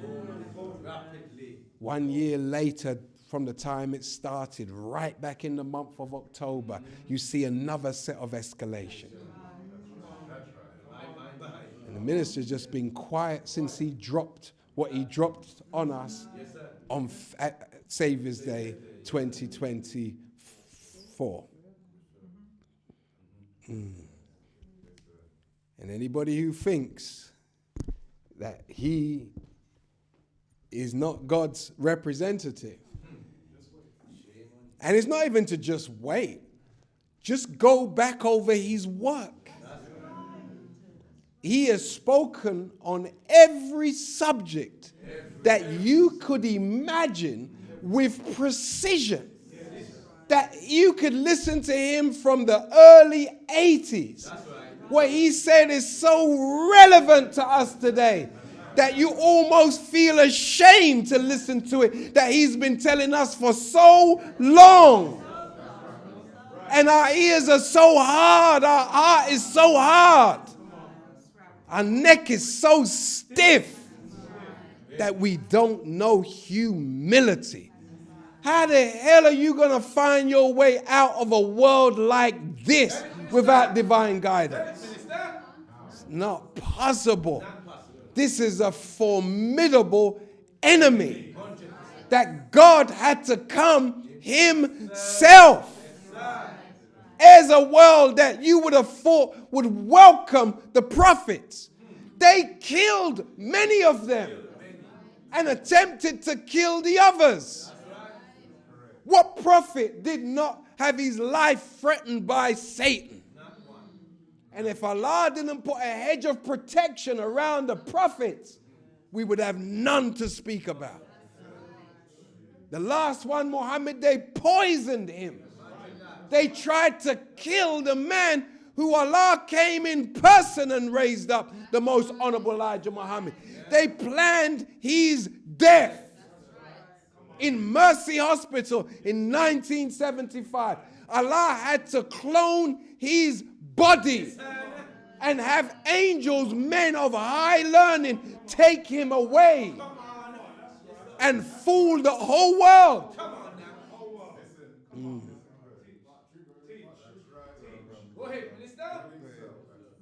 Like, we're actually standing in a little building here in Brixton, and we know the most honorable Elijah Muhammad escaped death. Like, we know that. You know how many extensive, and the thing about when you believe and when you get this teaching, like, it goes so deep into the marrow of your bones that it don't matter how much you get caught up, that part of you don't change. Because once he anoints you like that, the minister said to us, the anointing goes to bed with you, it wakes up with you, it's in the shower with you, and it's only when you do egregious behavior that the spirit leaves. But once he affects you a certain way, you cannot, it's not possible for you to deny the Honorable Louis Farrakhan. It ain't possible. Ain't possible. Let me tell you, there can be so much you don't understand, and you can drive yourself mad with frustration, but you never deny it. I don't know why. I don't know why. You know, like some of you say, I don't know why. Come on now. I don't know why it's windy. There you go. There you go. That's the one. But then you settle down. Absolutely. You get some of Sister Jennifer's good bean soup and you settle down. Some sourdough olive bread, you settle down. It's true. And then later that evening you feel better. That's right. You know it's true. Because then you open your supreme wisdom and then you look to see why Allah made devil. Come on. And Allah made devil and allowed a system like this to come into existence so that he can come and walk in it and not fall victim to it. And the most honorable Elijah Muhammad always asks the question, would you love or like to see the day that the devil is brought into hell? And you say, I fast and pray that Allah in his own good time. We want it done yesterday. Let's be honest. You're fed up. You're fed up. The little place you're living in, I was promised mansions and pavilions, you say. Yeah, Allah keeps his promise. But you would have had them already if you'd not made bad moves. Remember when we decided to take the government to court? Little old us. Yes. And everybody who claimed to be a believer, they didn't support it. You would have thought you put your differences to the side if someone's doing something for the boss. You're doing something for the boss, you put your crap to one side. They ain't going to win anyway. No, we won. We won. We won. And then Jesus asked the question, were you there? No, you weren't. You weren't there. I remember Sadiq Khan, the mayor of London, saying to me on the day of the verdict, I don't think we've got a good decision. I was so disgusted with them. I was so disgusted. I had to take him and Matthew to the side. We were already at the side. I said, brothers, listen. I don't know, light blue, sky blue suit. That wasn't a suit of defeat. When you're expecting defeat, you wear black. I knew I weren't going to my funeral. And this is 2001 wisdom. This is 2001 belief. Not 2024, 2001. 23 years ago belief. I said, and this man was meant to be lawyer, but I know he's little man to me. You're a lawyer, but you're a little boy. You're a little boy. Might be the man now, but you're still a little boy. Still a little boy. We hired them man there. When we were 23 years ago, we gave them man their work. So how are you going to be bigger than us because the white man told you you can manage his city? And he can put draconian policies through you. That don't make you no big man. I said to him, I said, brother, with my disgust, I said, brother, there's nothing that man can say to me today that will disappoint me. Nothing. Because we're already the victors because we fought. The mere fact that we fought, that's where the victory was. That's where the victory was. Wasn't whether Satan said victory or loss or defeat. To hell with him. I'm happy that we were there in the ring, giving him all that we had. Happy with that. You following me? Happy we fought. Because you can't lose if you're a believing fighter. Because where you leave off, someone else will pick it up and keep going till we have victory. I remember when I was blessed to phone the minister and, let him know that we had won the fight. He said, oh, brother, Allah put that in your heart to do. Because the minister didn't want us to do it. He was like, you there, it's good enough, like this work. I'm like, yeah, work, but, you the man. And what you can do on one weekend, it would take us a lifetime to do. And I was in my bean soup mindset at the time. And my vibe was like, the most Honorable Elijah Muhammad said in 85, you got one more thing to do. And my vibe was the one more thing was to come and warn Satan in her kingdom. Yes. That was my motivation. Because it wasn't one more speech. It was one more thing to do something that had never been done before. And England is like the mother of Satan, the mother of slavery. It's where the thought of the transatlantic slave trade was developed here in England. John Hawkins wasn't an American. He was Englishman. So if the thought started here, then this beast needs to be warned on the highest level. That was my motivation. That's why I couldn't be stopped, regardless to who came to court. And there weren't much. Just a tight group of believers. That was sufficient. Allah was sufficient. And because we were working, and I know what we were up against, I was living in a nice little house in Forest Hill. It was all right. It was nice. But I knew if we're going to take on the government, you need a proper house now with a driveway so your car is off the street. So the thoughts came. And Allah presented me with a castle. Seriously. And then we had to get a car. So when we're going to the court, when we're coming out the car, they know we mean business.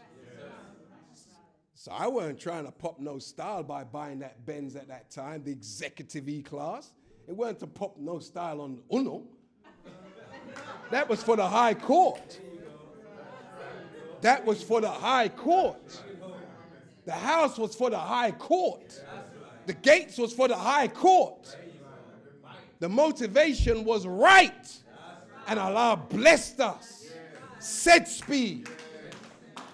But when you're just motivated by some trivial nonsense, forget that. Forget that. Forget that. So I figured I'll just share that with you. Praise be to Allah. Because we were divinely dissatisfied with Satan telling us we can't have our leader, teacher, and guide us. It was divine dissatisfaction. And were you going to try and tell me that Allah weren't all up in that case? That was all Allah. And that's why we were able to, when they tried to disrespect the minister again and wipe his name out of this country. Had we not fought them, you could have never sold the paper ever again on the street. Everything was at stake. We had hundreds of people in the park. When we announced, and again, only the believers were there. Everybody loved Farrakhan. You don't come to where we are. You got a big mouth somewhere else, but you don't come to where he endorses. We had agreed the minister was going to speak in Kennington Park. Live. Whoa, they're right again. They're at it again. They are at it again. And we amalgamated with the rest of them. What them called? RMUK. We're working with them, giving them our money, letting them come in our building. We're working together. Then on the day, the night before, the enemy comes and gives a license, a letter saying you can't speak. The minister's message can't be broadcast the next day. I remember we were in Chicago And some of them from RMUK phoned me and said, we've got an emergency meeting with Lambeth Council tomorrow and you've got to be there because they want to pull this, that, and the other. We jumped on a plane from our conference in Chicago. Jumped on a plane, paid big money to come back here, go to the meeting, satisfy their demands, and the minister's so ahead of everybody. I'm sorry, but this is the after party. Feel free, the door is over there. The door is there. Everybody came in it. Whenever you want to go, don't mind me, but I'm going to finish what I'm saying. But hear me. We paid big money. So I'm in Chicago with the minister, and we're discussing it. And the minister said to me, brother, I won't speak live. I'll pre-record the message so that you can have it, so that there will be no disturbance with Wi-Fi and this, that, and the other. I'll pre-record it, brother.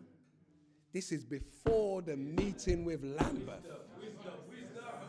I don't even know what they want to talk to us about. But I'm gung-ho. My guns are in my hand. So I go there.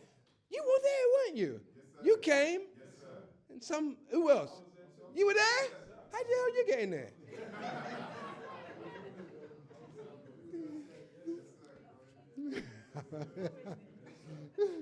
So we're in the room now with big executive. We're named Donatos. Former mayor of Lambeth, Donatos. So we're in the room sitting down, and I mean, like, they started with their foolishness. And we put everything right for them. See, some of you are in the room, you got to bear witness more often. Yes, sir. That's why I didn't even know you were in the room, because I can't hear you bearing witness. You should be giving lectures around the country on that. Because you weren't there as a witness just to be a bystander. You're a witness.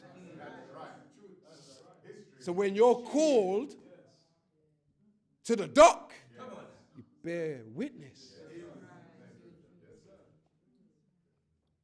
We put everything in check for him. And then their vibe was the minister is banned from England. So if you broadcast, then the council will be breaking government laws. No. The minister's not banned from here.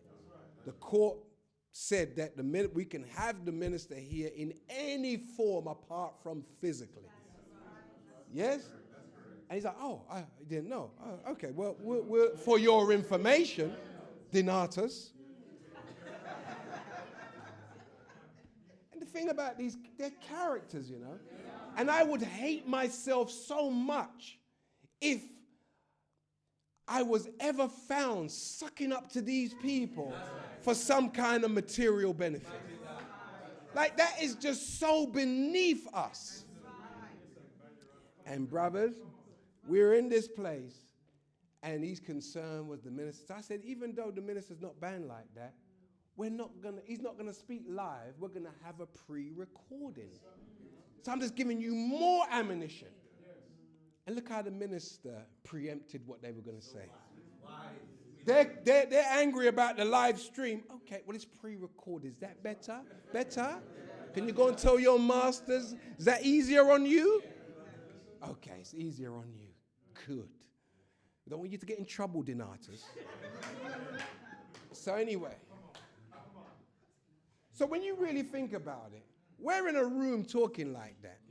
As a man on probably 100 grand a year, big office in the council, and we're in there fearless and he's scared. Now, who really is in power? You who have a job, who have to constantly be other than yourself, and here we are being ourselves with no fear for your boss.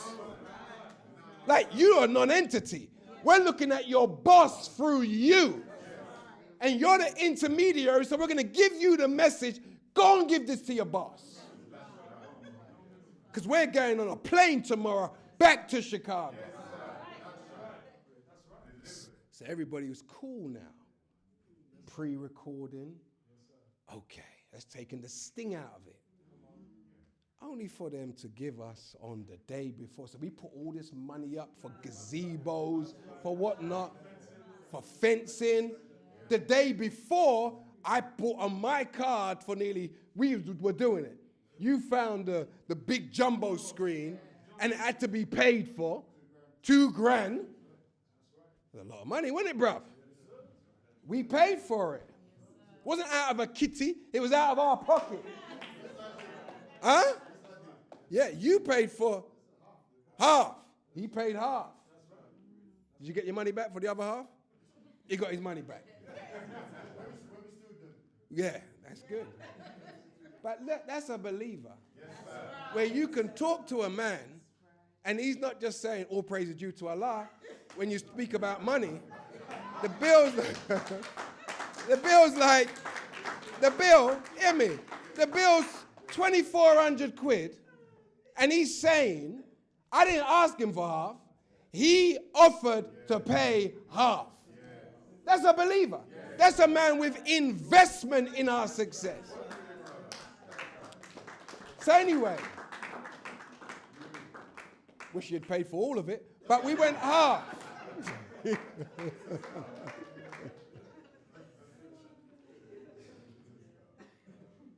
And if they had made us to know before, we could have cancelled that. But now we were locked in, $2,500 in just for that. And sound and all sorts of stuff. So the minister, it told us, and the minister told me that they were setting us up. I'll go into it another time but the minister told me they're setting us up. That they want you to go there and insist on playing it, and then they're going to have the police there ready to arrest you. The brothers are going to punch them in the face, and a riot is going to ensue. The minister said, stand down. And then hear the minister now. Like, you see how he works, boy, I tell you, he's no joke. The minister counseled me throughout the evening. He said, brother, we'll have our day afterwards. We will, we will sue them, or we will deal with them afterwards. So anyway, we stood there. He said, let somebody else speak for you. So I had never seen so much police in my life. And it was almost like, man, you're here for me. I mean, like, no burglary has happened.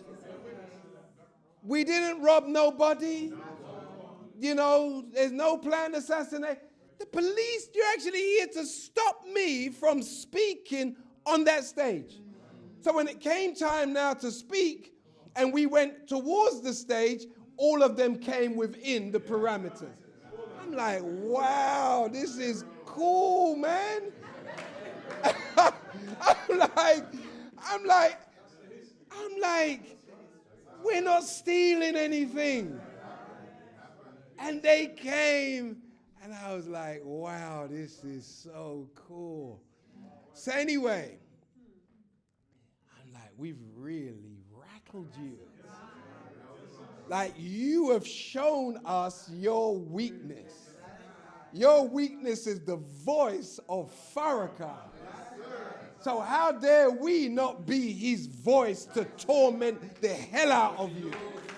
How dare we not do that? Let me finish my point. There was hundreds of people in the park. Minister said, stand down. And then it started to rain torrentially. I spoke to the minister on the phone. I said, bro, minister, it's a washout here anyway. He said, I know. I mean, I could just leave here right now. See, God's man loves us so much that he will send the clouds where we are and cause the day to be a washout. That if the Spirit just took me and I said, promise I got to talk. No, couldn't happen.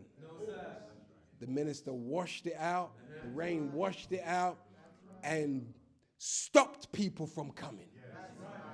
Because it was a wet day. And trust me, if everything was okay, sun would have shined. You following me? So we let it go. And the minister didn't mention it to me again after that. We just went to work. I asked brother to find some lawyers, and we went to work and took them to their court.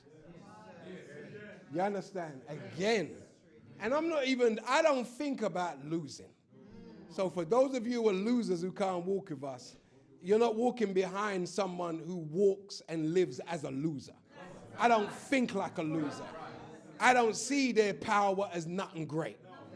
You understand? I don't see it like that. I don't see it like that. Allah has not opened up my eyes where I shake when I think about them. I'm not on that. You following me? I'm not on it. So when we took them to court, and I said to us, we're going. And all the hundreds of people who could have become claimants, out of the hundreds, only 30. 30 how much exactly? How much? 33. And I was 34. And then the lawyer said to me, we need a main person to run this thing through. Because my vibe is, it's we. Let us. Us. Yes, sir. And we. Yes, sir. He said, no, I need an I. I and others. So I kind of got vexed with him when he put, what was that? Was our name Hakeem at the time? Yes. Okay. Yes, so he said, ABDUL-HAKEEM, yes, Muhammad, and others. So I said to him, why are you going to put me up there like that? Because I'm wondering if he's just trying to set me up. You following me? And then he rationalized why. So I said, okay, fine, I'll run with it, make it work. But even some of those who were on the stage speaking didn't put their name on that claim. They thought we were going to lose. But they weren't dealing with losers. We're not losers. We're not of those who by the time are in loss. Because we do believe. And we do exhort one another to truth. And we do exhort one another to faith. That's what brought us to that moment of truth. Let me just close with this. So again, they said to us that they want to have, what, Carl? Mediation. So we said, we'll come. And we're with our couple of lawyers. And it shows you how the nation, how we roll. Because our head representative was a white man. And he didn't see us as racist. He didn't see us as this, that, and the other. And we weren't in any way, shape, or form, insecure or thinking that he's going to lead us out. No, Allah chose him for us. See, when you're fighting Allah's battles, Allah gets into your psyche and gives you the confirmation. So we're in the room, in the chambers, and we're having mediation. And then Lambeth now, they bring their QCs, big man, intimidating glasses. They're them intimidating glasses. He had on them intimidated glasses. I bought 3 of them. They got 3 QCs. We've got 1 and a solicitor. And we're in the room. And they're coming strong. Strong. Intimidation coming through the screen. So anyway, the mediators going back and forth to us, to them, coming back. This is what they're offering. This is what we're offering. Back and forth all day. And then we reached an impasse where they weren't accepting what we were offering and we weren't accepting what they were offering. Then they gave us their final offer. Now the final offer? We will apologize to all of you 33, pay you something, some compensation, but it's off the table to apologize to Minister Farrakhan. That's off the table. When I know what kind of table.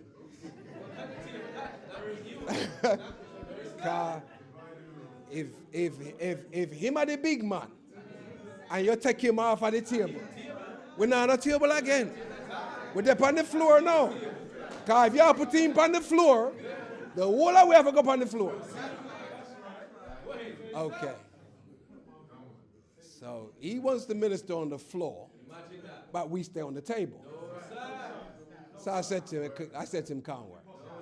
Can't work. So even though I said to him, can't work, I still phoned the minister. So I phoned him, ring, ring. And most of the time, you can't just get him so. This time, it went straight through. And I shared with the minister what they were offering. And he said, so what's your thinking, brother? What do you feel we should do?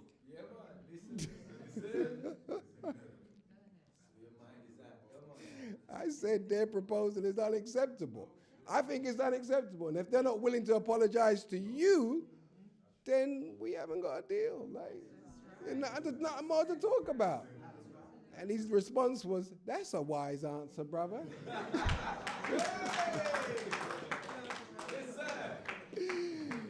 So with that said, I said, all right. So we're getting back in the room now. No deal. So when we tell them no deal, hear the wicked with the intimidating glasses. My man said, remember that if you take this thing to court and you lose, you're going to have a 7-figure bill to contend with. See? The intimidation. Because we didn't have 7 pence. We had 7 oyster tickets.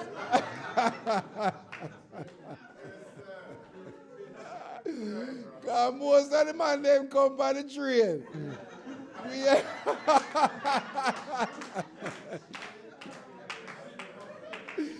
Oh my God.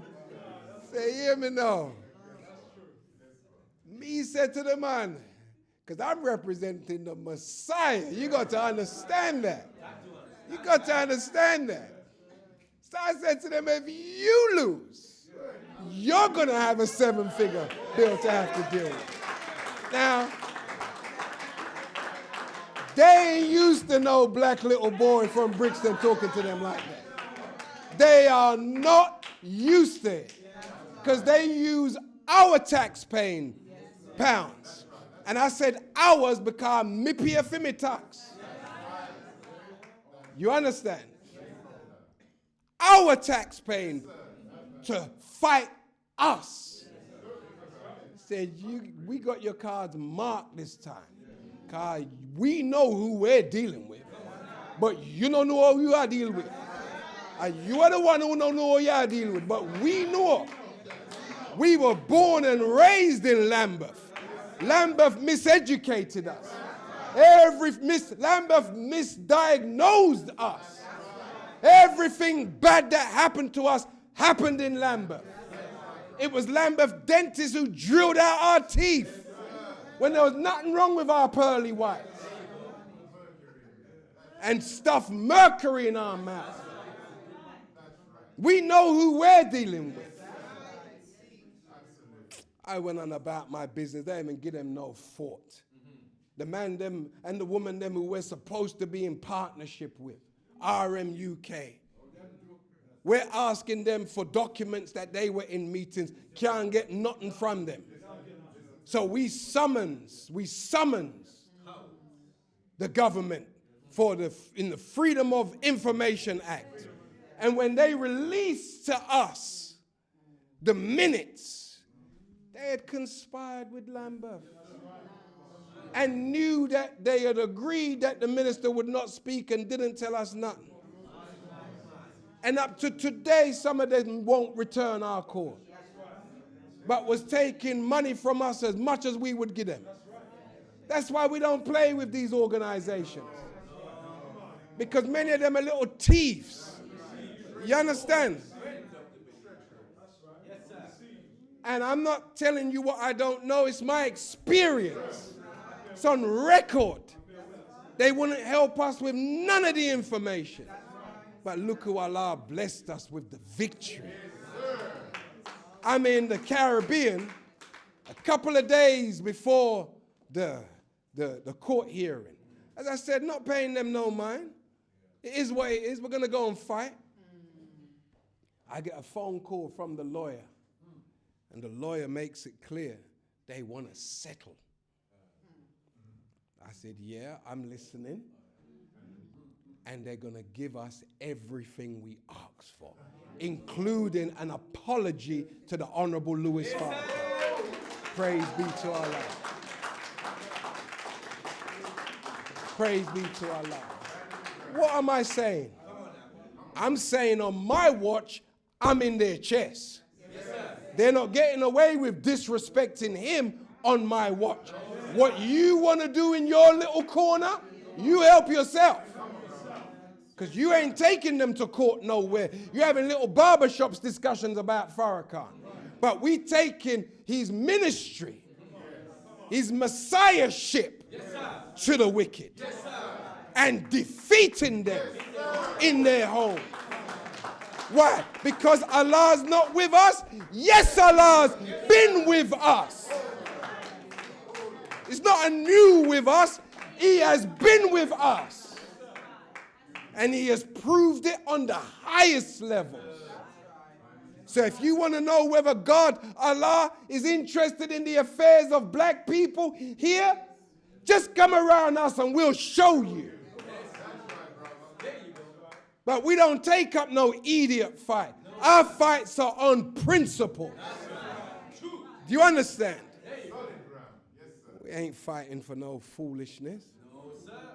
We're fighting for the salvation of our people. That's what we're here for. And if God gives us a few years of life, that's what we want to be known for. You following me? And when it's time to go, we're not trying to stay here no longer than is necessary.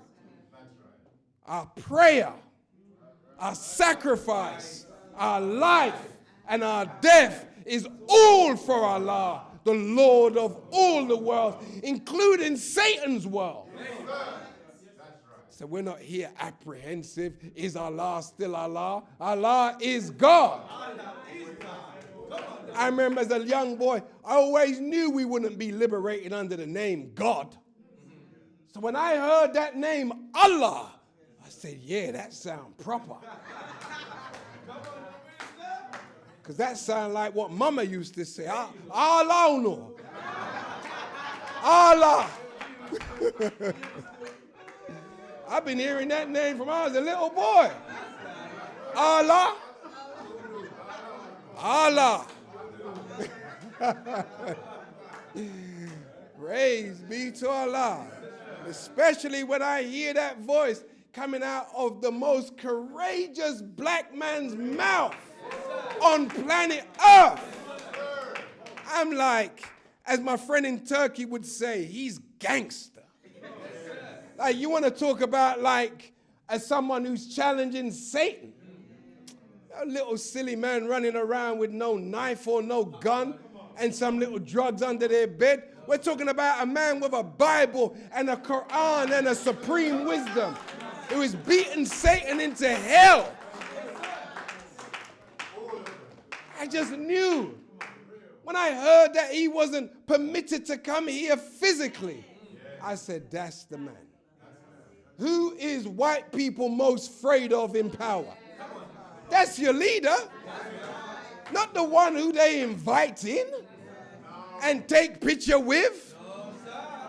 No, whoever Keir Starmer is taking pictures with, that's not your leader. Man can't even pay for his own clothes. Or his wife's.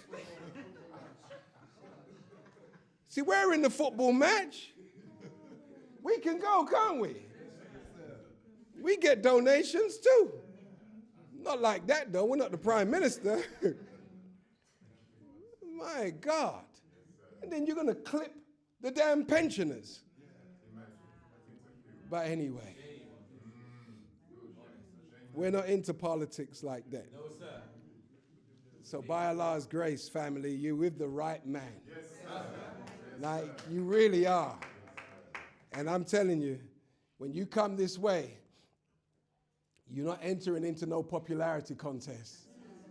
You're here to save your life and to give your children, your grandchildren, your great-grandchildren a future, because your bloodline, who believe, is sacred. You disbelieve, Allah cuts your whole bloodline. Everything under you, he ain't going to use after you know. Unless your children find their own way and step over you. You following me? And some of us are just to be stepped over.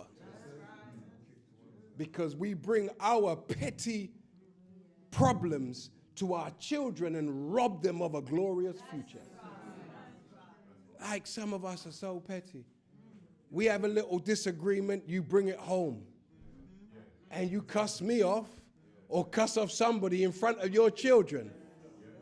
And you destroy the purity of their mind. And they don't want to be a part of something that is salvation for them. You might not agree with everything someone in leadership does, but just stay alive for a minute. And understanding will come. Because understanding is not from our pea brains. Understanding is a gift from God for faithful service. And you might not have been faithful enough to get understanding at that point where you wanted it. So you have to be patient. If Allah had to be patient with the slowness of his own self-creation, so he grew into becoming Sabir, the patient one. How are you and I going to have patience if we think we know everything? And that's the point. Someone made you think you're so high and mighty that you don't listen to nobody. But Allah told you in the Bible, in the Quran, that and a child shall lead them. And if you want to choose your own leadership, you've already failed. You following me? Because that means if your child tells you something wise, you ain't going to listen to them because you said, you just look a picnic. No. Ants can teach you something. You following me? The fox can teach you something. You throw stones at him, he's in your garden, he'll teach you something. Because when you go to sleep, he's going to come and dump on your grass. It's true. I used to throw things at them. One of them came and dumped on my roof of my car. I'm like, God damn. They're smart. And they are so cantankerous and spiteful. May Allah bless us, family. May Allah bless us. I'm finished now. Praise be to Allah. Thank you for being patient. And I hope and pray, Allah, that we said something to strengthen the believer. To strengthen the believer. Praise be to Allah, the Lord of all the world. So thank you. Is there anybody visiting with us for the first time? Can I see your beautiful black hands? My sister, give her a big round of applause. My brother. Oh, God. Yeah, he's too cool to put up his hand. See how cool and handsome he is. He's like, I don't do that. You know what I mean? I don't embarrass nobody. But if you believe what you heard today to be the truth and good for us, at least as black people, can I see your hands? I knew you would. They're non-committal, they're apathetic, and they're useless. They need to wake up. That's right. All right. Yes, go on. Them need for wake up. That's right. All right. So with that, we're going to wake them up, though. Them can't sleep for the rest of them life, you know. So with that said, family, we thank you for a wonderful afternoon and a wonderful week. So we thank all of the sisters who have done your outreach work. Thank you. Let's give them a big round of applause.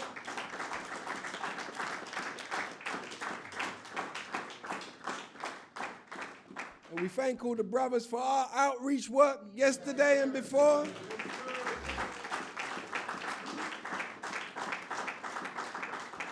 I decided that in our public meetings that are broadcast, I'm not going to express too much of our internal business like that. So what we do on a Saturday and whatnot, we keep that to ourselves. Because whatever we express as good, there are always those who want to come and undo what we're doing and counter what we're doing.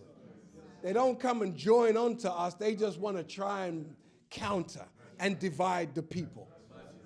So the minister said to me one time, he said to me, brother, you know, people who I have taught, I don't go after them if they leave me. He said, how can I go after people who I've already taught, who's fallen away with millions of people in front of me who I've never taught? So he said to me, brother, don't go after people who you've already taught.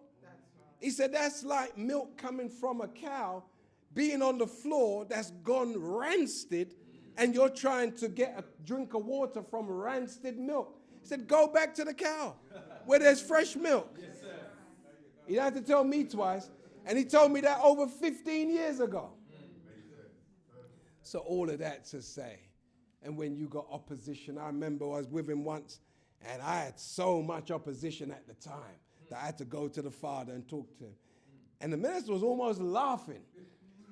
He said to me, brother, there's a scripture in the Quran where Allah says that he made for Muhammad an enemy in every city and every town. And the minister laughed. He said, what kind of God is that will make an enemy for his servant? He said, you know, brother, what's most important is the next chapter or ayat where it says, but I control them. So that means the more enemies you got, if you can withstand them, the greater God you will become. You didn't hear me? The greater God you will become. And when you are like Neo in Matrix, where Mr. Smith was giving him so much problems, then when he grew into the knowledge of who he was, he stopped putting so much effort and just done this. Peace, be still. Peace, be still. And just beat Mr. Smith without even have to exert any energy. So the minister gave us the clues over the years. Don't pay attention to that which don't exist. Stay focused. Because people will always make noise. And try to become a distraction. Let them work. Enemy's got a lot of resources that he uses to destroy what we're doing. You following me? A lot of resources. And it also serves as a draw for your hypocrites. Allah will draw away from you those who ain't really with you. You understand? And you know about the story of Gideon, where he went to war with 30,000 troops. And Allah put them under a test. Take them by the riverside and look how they drink the water. If they lap it up like dogs, set them aside. And he whittled that army down from 30,000 to 300 and gave them the victory over the enemy. So don't ever get too gassed up with numbers.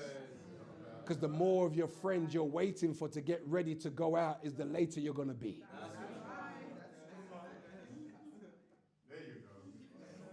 The best thing you can say is, I'll meet you there. So those of you who are confused, I'll meet you there if you're right. Yeah, let's see who gets there first. All right? Allahu Akbar.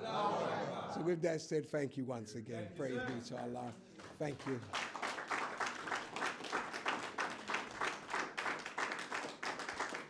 Now, you see how wise you are? You see how wise you are? You see how wise you are? You stood up to let me know this is the last time you're going to say it. I can pick up on your signs. Just like you said, you know me, boy. I'm going to start again. Yeah, I know. But I don't want you to think we do it like this every week. We usually close at 1. But this was just a special week. It's the end of the month. Okay? So thank you. But you were wise to stand on your feet. That was great. Very instructive. So we're going to end in prayer, family. And those of you visiting with us in the Nation of Islam, we bow our heads and cup our hands that we're going to receive a gift. But you pursue a position that you feel comfortable with. Okay? Thank you. Attention prayer, everybody. In the most holy name of Allah, the beneficent, the most merciful. All holy praises are due to thee, O Allah, the Lord of all the worlds, the beneficent, the most merciful, the sole master of this day of judgment and resurrection in which we have entered. To thee alone, Allah, do we serve, thine aid do we seek.